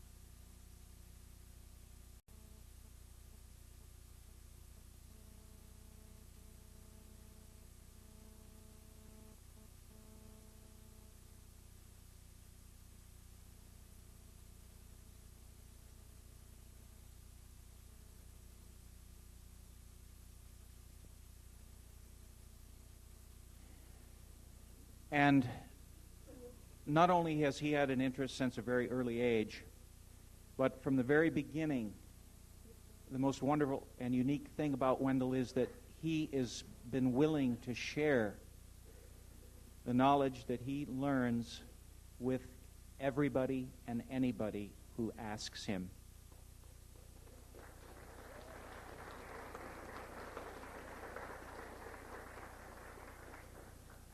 And this is so wonderful and so special and so rare. And tonight, he is coming to share a little bit of this knowledge with all of us yet again. You know, I think Wendell has probably forgotten more things than most of us will ever know about this subject. And I don't, I mean that in the best possible way. And it's a rare treat tonight because he's going to talk on a subject that, in truth, for the last, 8 or 10 years anyway, it's a subject that he has been reluctant to continue talking about. He says, the Meier case, the Pleiadian case, that's old news. We did that investigation, years ago. I've said everything I have to say on it. And that's pretty much where he's left it, and he's moved on to newer stuff. Now, there's a whole new There are generations of people that are now interested in the phenomena, and many of them really don't know much about the Billy Meier case. And in addition, there's now a big move afoot to debunk it. Oh, yeah. Yes, there is. Well, yeah, there always has been, but there's another new, fresh, orchestrated attempt at, I would say, almost professionally debunking the Meier case. And two of the people behind this position, that the Meier case is a hoax, are Cal Korff and Glenn Hoyen. Thank you, Wendell. Drew a blank there. Yeah, Cal Korff and Glenn Hoyen. Now, I want to let everybody here know that both of these gentlemen were invited to be Visiting Minnesota were not the same Pleiadians as the one visiting Meier. Now, the word Pleiadians was our reference to that group. They have another name for themselves. We call them Pleiadians because they said they came from a star group that we call the Pleiades. Very apt name. The same thing with the others. The others came from the Pleiades, but they came from different star systems in the Pleiades. When we finally tied down the source of the Pleiadians visiting Switzerland, they said they came from a star that we call Taygeta. It's about the fourth brightest star in the 7 bright stars that make up the Pleiades. The case in Minnesota, in that case, the Pleiadians said that they came from a star group that around the major star that we call Alcyone.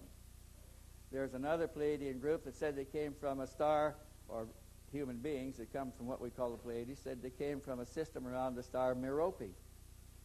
There was a Pleiadian case in South America involving an attorney, Enrique Castillo Rincon, who participated in a metaphysical study group, and beginning first with telepathic contact and then going on from there with some sightings.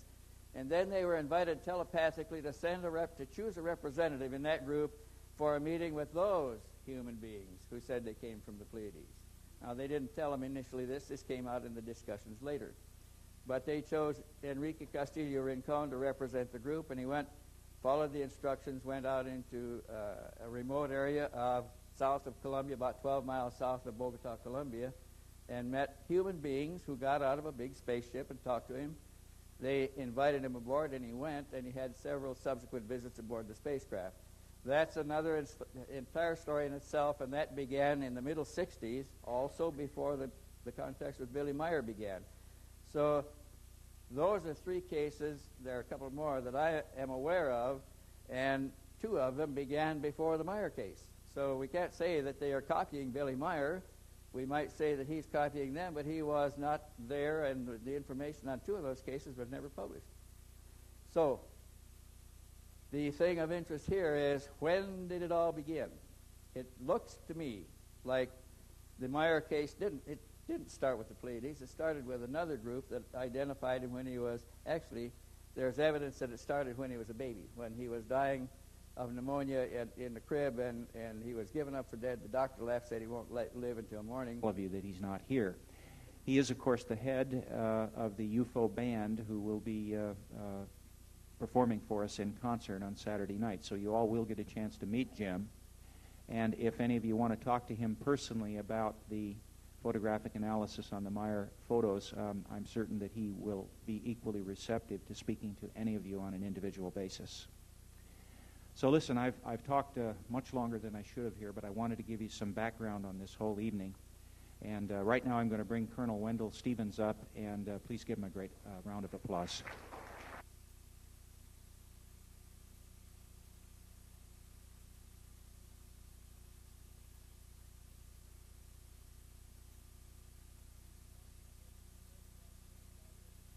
Can you hear me okay? First of all, I want to thank you all for coming to this meeting tonight.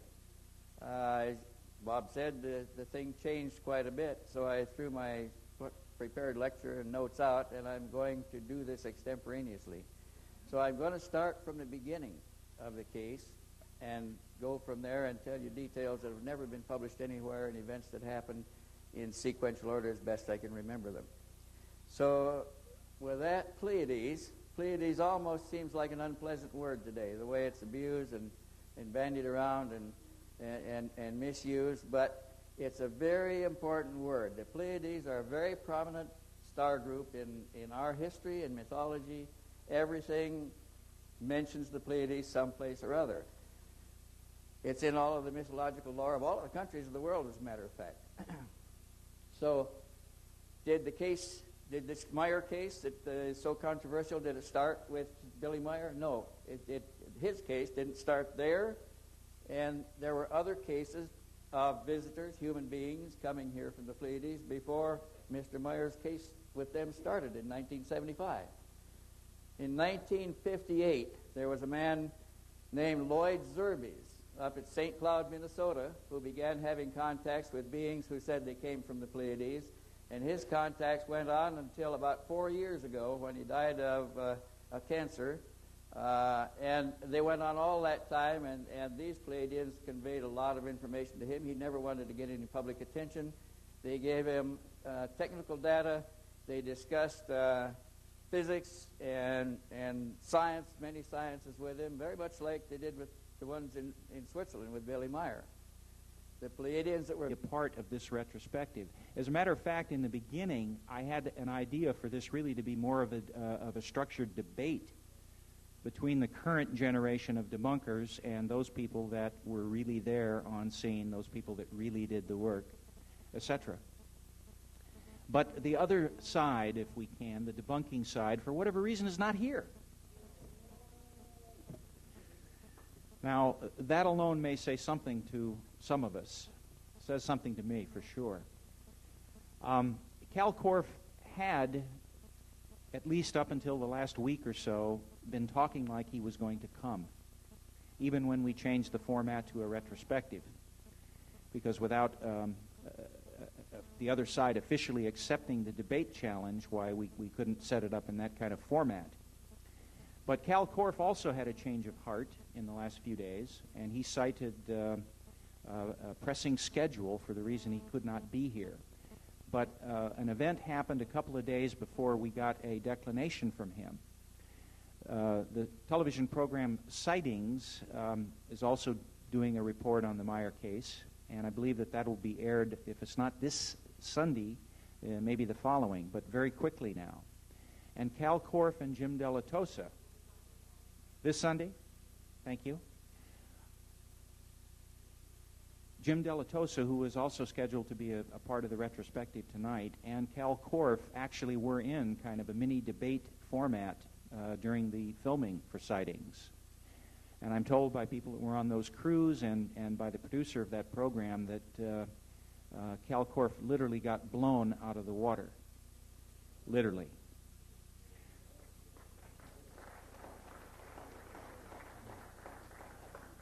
And my suspicion is that this is the reason, the real reason, that he may not be with us tonight. So, a brief word about Jim Della Tosa. Jim was the man that did the original photographic analysis on the Meier photos and negatives. And unfortunately, he had planned to be with us tonight, but I do know that for a fact that he has a major negotiation going on with Lucasfilms, Industrial Light and Magic right now, and some other very big Hollywood players on a couple of projects. And this is, of course, his livelihood now. Regretfully, he is not with us tonight, but we do have his sincere apologies to convey to all. And miraculously, he was breathing well in the morning, and he had almost fully recovered. Later, the Pleiadians mentioned their saving his life at that time. He didn't know anything about this, of course. And when they mentioned it to him, he went back and asked his parents if there was something strange about the early days of his birth, and they told him yes, he had a miraculous survival. So that was the first clue that he got that there was direct interference in his life. At about the age of 8, there was a direct contact where he and his father saw an object pass, a disc-shaped object, pass at low level over a field where they were working. He asked his father about it, and his father said, "Oh, it must be one of those new German weapons." They live right across the border from Germany. They could see the bombers bombing the city right across, and they wrote it off. But he thought that couldn't be the case because it was huge. It was a large disc flying at low level. Then later, a few years later, when he was about 10 or 11 years old, now he's seen things in the sky ever since. He got to where he could look up, and he could see them in the daylight in the deep sky. He could look through the blue and see them up there, and he knew they were there. And then he saw them at night also. Then another close approach, and a pear-shaped metallic, silvery gold metallic craft landed in a field in front of him. The door opened, and an old man got out and invited him to come aboard. And he did at that time, and when he got in the ship, he noticed that they took off because the ground receded from them, but he wasn't afraid. The old man talked to him very gently, and he set him down in a chair there, in a seat, put a helmet of some kind over his head, a big helmet with lights and wires and things going into it, lights on it. And in a few minutes' time, they inculcated a vast amount of knowledge in his head, just pumped in somehow into his subconscious mind.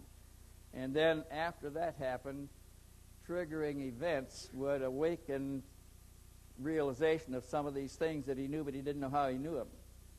So with the knowledge that was instilled in his mind, he was able to attend school, although he attended very seldom because he was the poorest, among the poorest of the boys in the school. And because he didn't have shoes and he didn't have new clothes and things for school anymore, affluent boys picked on him. And they would set him up as the butt of pranks. They would pull a joke on the teacher, make it look like Meier did it. And he would